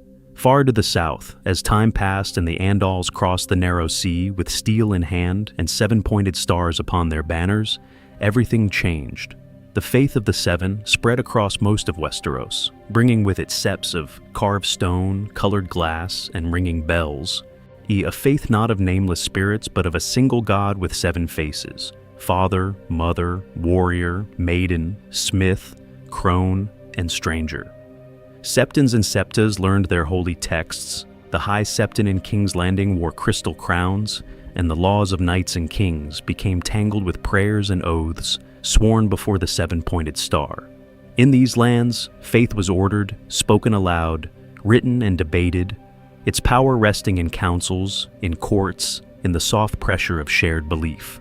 Across the sea in Essos, another fire burned, The Lord of Light, Arhalar, was worshipped in red temples where flames never slept, tended by red priests and priestesses who stared into the coals and claimed to see visions of what was, what is, and what may yet come. To them, the world is a battleground between light and darkness, fire and cold, and it was during this time that tales of a promised hero, Azor Ahai, began to echo once more, a warrior reborn who would stand against a coming night without end. No one knows exactly when this prophecy was first spoken, or if it is one story or many, braided together over ages. There are other gods in this world as well, harsher, stranger, each answering different fears. In the Iron Islands, the drowned god claims those who die beneath the waves and are brought back gasping, reborn in salt and storm, while the Ironborn whisper that what is dead may never die. In Bravos, faceless men serve the many-faced god, who wears every mask of death and promises a final, equal peace to kings and beggars alike. Each faith offers its own answer to the same questions. What waits in the darkness? What gives meaning to suffering? Who holds the threads of destiny? In the shadows of history, these stories begin to blur together. The long night speaks of a cold so deep it nearly ended all life. The White Walkers move again beyond the wall, and scattered visions of Azor Ahai, of the prince that was promised, of waking dragons from stone, all seem like fragments of a larger, half-remembered truth. Are the old gods, the Seven, the Lord of Light, the drowned god, and the many-faced god, separate powers, or different phases of the same ancient mystery? As the world drifts toward another age of winter and wonder, the prayers of men and women, whispered in God's woods, septs, temples, and darkened alleys, may yet call old things back into the waking world, and would forever change the course of history once more. In the quiet that follows the last whispered prayer, another kind of voice begins to stir, not in temples or God's woods, but in the half-remembered legends carried from age to age. Long before the Iron Throne was forged, before dragons shadowed the skies of Westeros, there was a story that haunted the edges of history, a tale of fire, sacrifice, and a sword that burned against the darkness.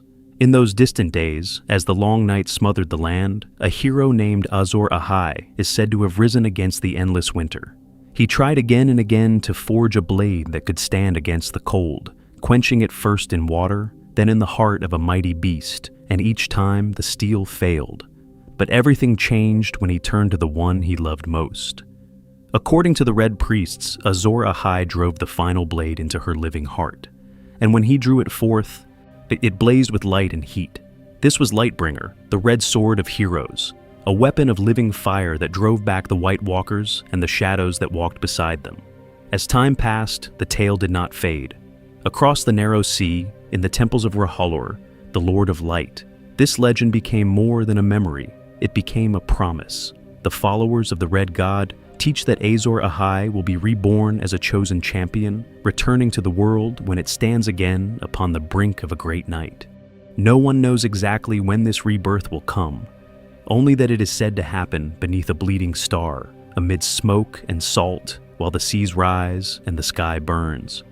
To the Red Priests, every comet, every strange birth, every flicker of magic feels like a sign waiting to be claimed. In Westeros, another prophecy coils through the halls of power, the prince that was promised.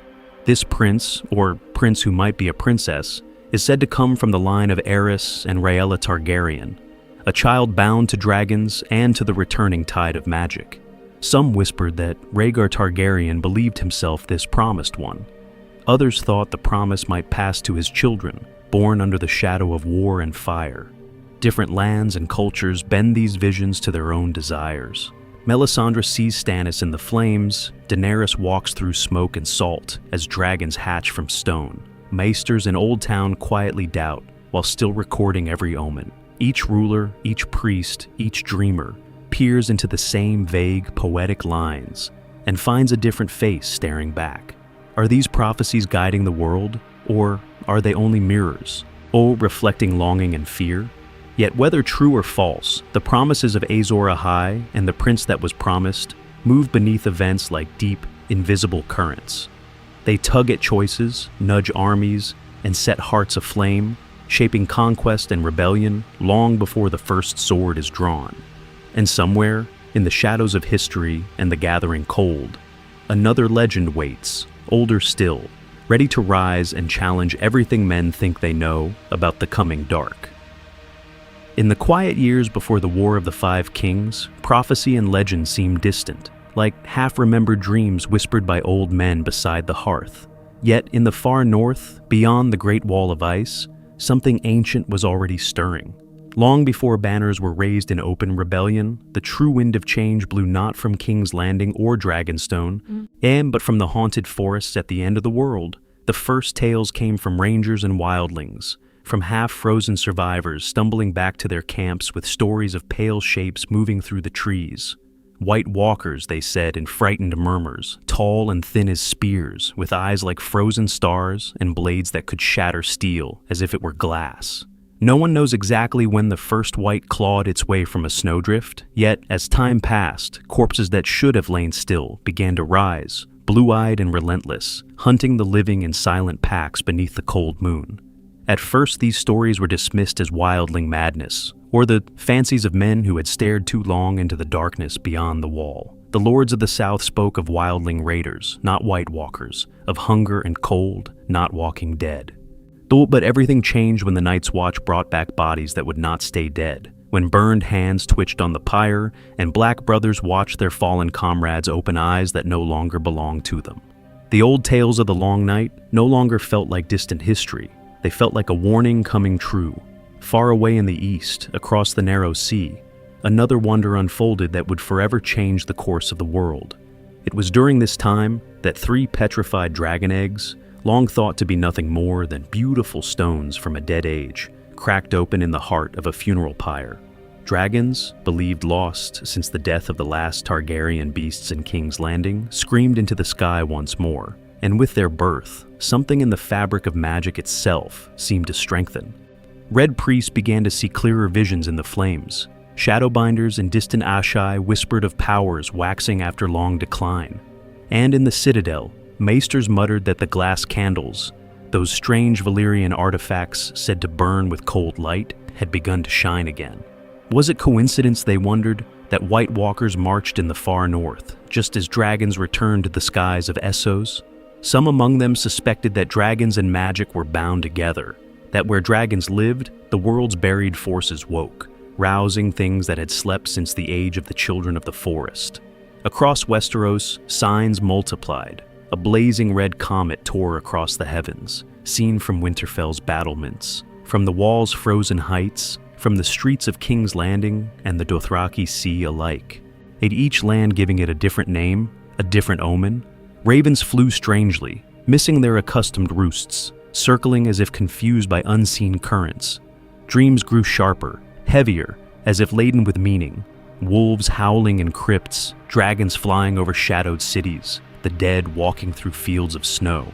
Were these only the fancies of anxious minds, or messages carried on a rising tide of magic? In the shadows of history, the wall had always stood as more than a mere barrier of stone and ice. Raised in legend by Bran the Builder after the first long night, laced with spells older than the kingdoms of men, it was a line drawn between the lands of the living and the encroaching darkness. The Night's Watch, diminished and forgotten, still kept its lonely vigil, black cloaks fading on crumbling ramparts, all repeating vows that most in the South had ceased to heed. Yet the old stories had never truly died in the North. The first men had built their castles facing the cold, not the warm South. And the words "winter is coming" still carried the memory of an age when the sun itself seemed to flee the sky. As dragons hatched in the east and White Walkers gathered beyond the wall, the purpose of that colossal barrier, stretching 300 miles from sea to frozen sea, began to reveal itself again. Everything changed when the world remembered that winter was not merely a season, but a threat, and that beyond winter, something worse might return. The land itself seemed to brace for what was coming, as if the ancient magic of Westeros were waking from a long sleep, stretching, testing its strength. And in that uneasy awakening, with dragons circling above and dead things stirring in the snow, the stage was set for the oldest conflict of all to rise once more from legend into living, perilous truth. The stage was set for ancient powers to stir, yet far below the circling dragons and the restless dead, the land of Westeros simply lay in silence, waiting. Long before kings and councils claimed it with ink and steel, it was only rivers and forests, hills and shorelines, stretching from frozen wall to sun-baked sand. Begin at the wall, older than any kingdom, 700 feet of ice and stone, catching the pale light. Beyond it lies only the haunted forest and the memory of White Walkers, but south of its shadow, the world begins to soften. The wind still tastes of snow, the trees still creak with old, cold magic. Yet, as time passed, the drifts grew shallower. Then the pines gave way to bare-branched oaks, and scattered crofts appeared in the gift, where hardy small folk tilled thin soil beneath the watchful eyes of the Night's Watch. Further on, the dark towers of Winterfell rise from hot springs and ancient granite, a castle the songs still tied to Bran the Builder. Around it, the fields of the north roll outward in quiet waves, brown and white after harvest, then slowly greening when the short summer returns. Shepherds guide their flocks along low stone walls, children chase each other between the roots of old gods' woods, and in the distance a lone hedge knight might ride the King's Road, his banner tattered, his armor plain but clean. Southward still, the land pinches into the neck, where everything changed when dry earth surrendered to water and reeds. Here the air grows heavy and wet, full of insect song and low mists that cling to the ground. The Crannogmen move through their swamps in silence, paddling flat-bottom boats between half-seen islands, their timber halls hidden among the bogs, their lives small and secret in a place that has turned back many a proud conquest. Beyond that narrow waste, the world opens into the riverlands, green and gentle at first glance.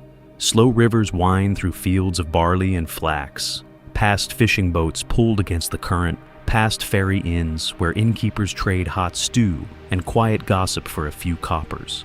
Scattered holdfasts dot the horizon, each with a septon to tend a humble sept, each with small folk who know the sound of distant thunder on the Trident's banks, and remember how often history has bled into their soil. From there, turn west, and the land begins to rise. And the hills of the Westerlands swell into golden slopes rich with hidden veins of metal. But on the surface there are only sunlit pastures, quarrymen's songs, and children at play outside snug stone cottages. As the road bends south again, the air warms and sweetens, and the green deepens into the lush abundance of the Reach, where vineyards march in ordered rows, and flowered fields stretch as far as the eye can see. Here, the scent of growing things hangs heavy, crushed grapes beneath bare feet, freshly cut hay, herbs in the gardens of minor lords and humble cotters alike. Septons bless full granaries, and maesters in gray chains record harvests that would forever change the course of lean years to come. Yet Westeros is never only gentle. To the southeast, the stormlands rise against a restless sea.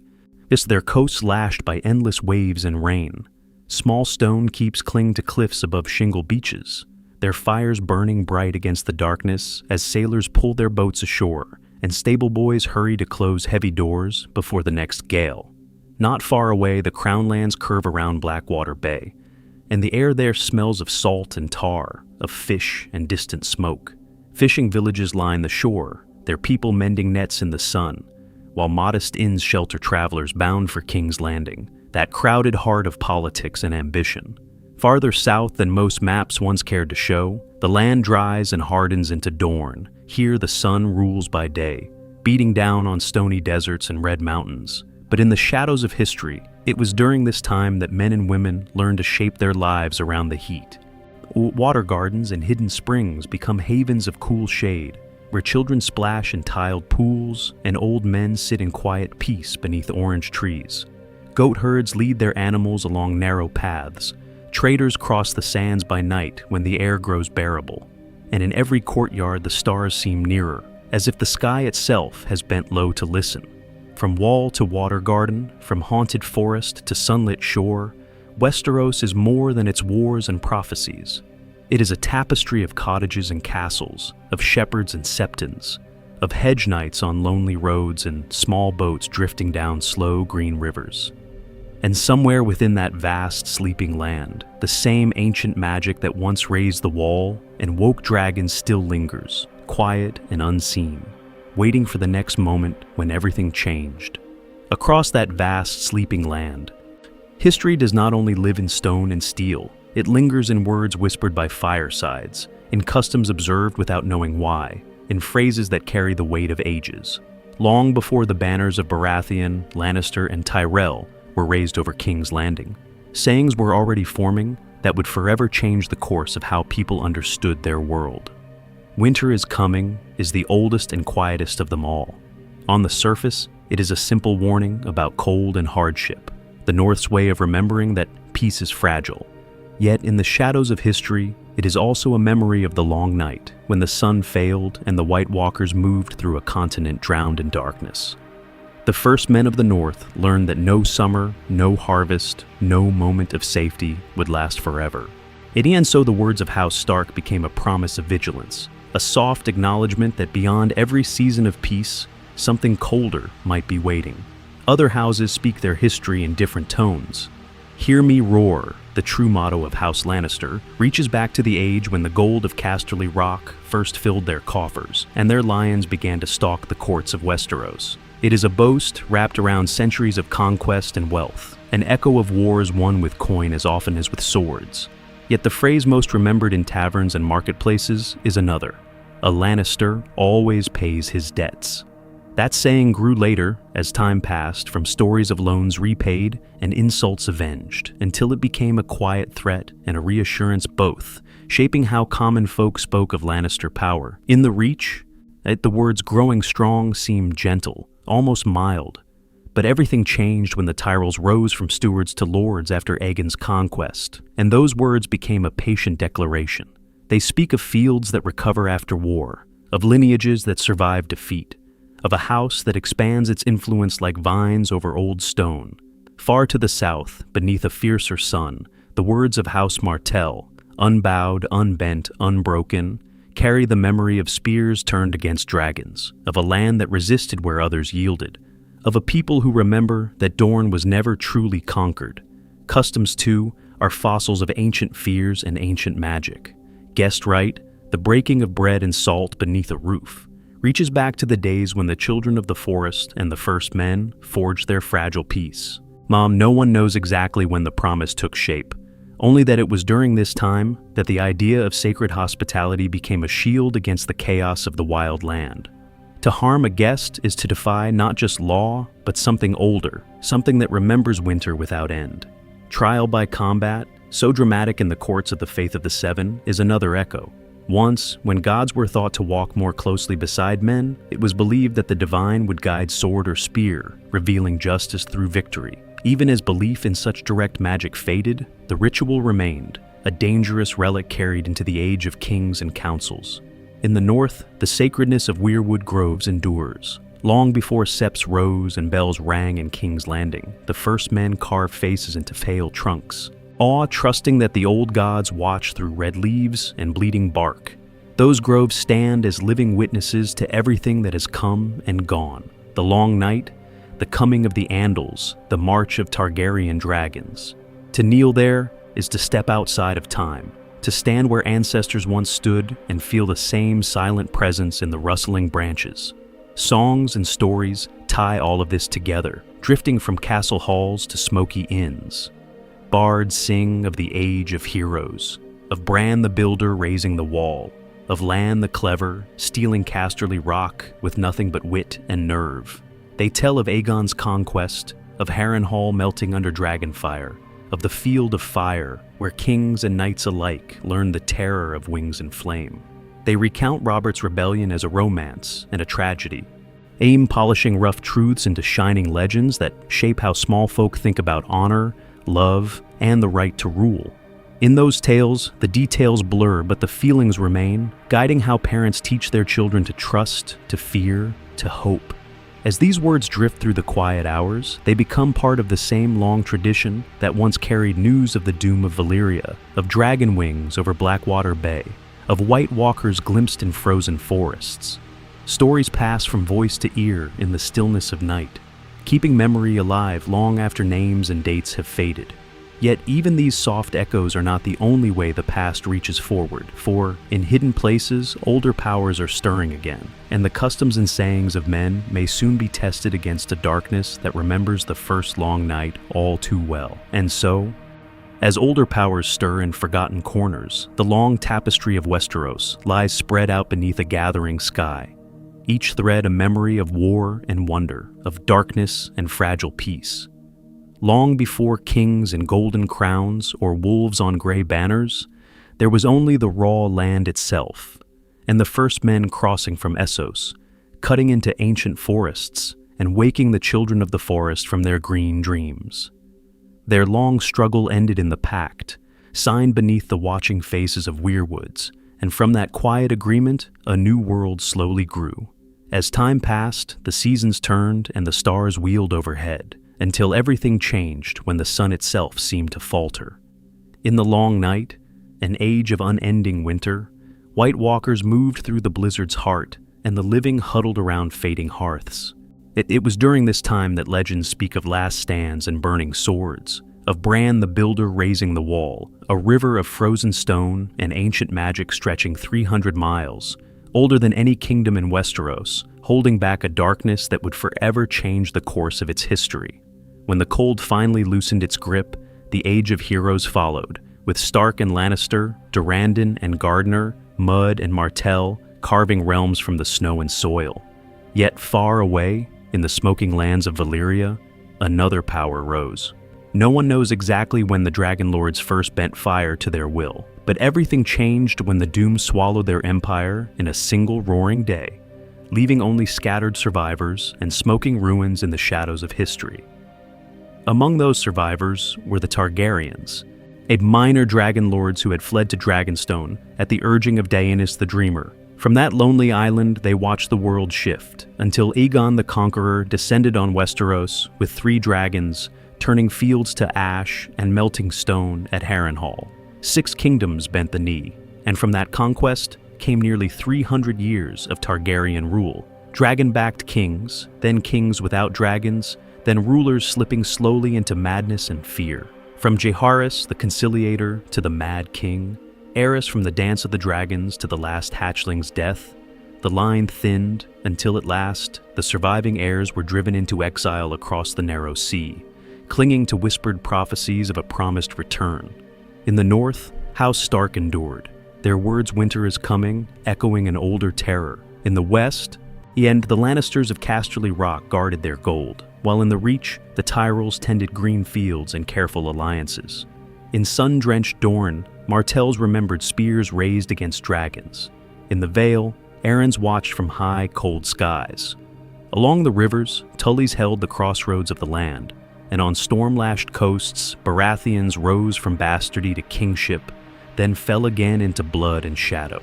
Each house carried long memories, half history and half myth, passed down in words, in sigils, in the stones of their ancestral seats. North of all crowns and courts, the Night's Watch still kept its vigil along the wall, black cloaks moving like crows against blue-white ice. Once a brotherhood of many thousands, now a dwindling order of exiles and outcasts. They tended crumbling castles and half-forgotten oaths. While beyond them, the free folk moved under strange stars, and somewhere in that vast, cold silence, old magic began to wake once more.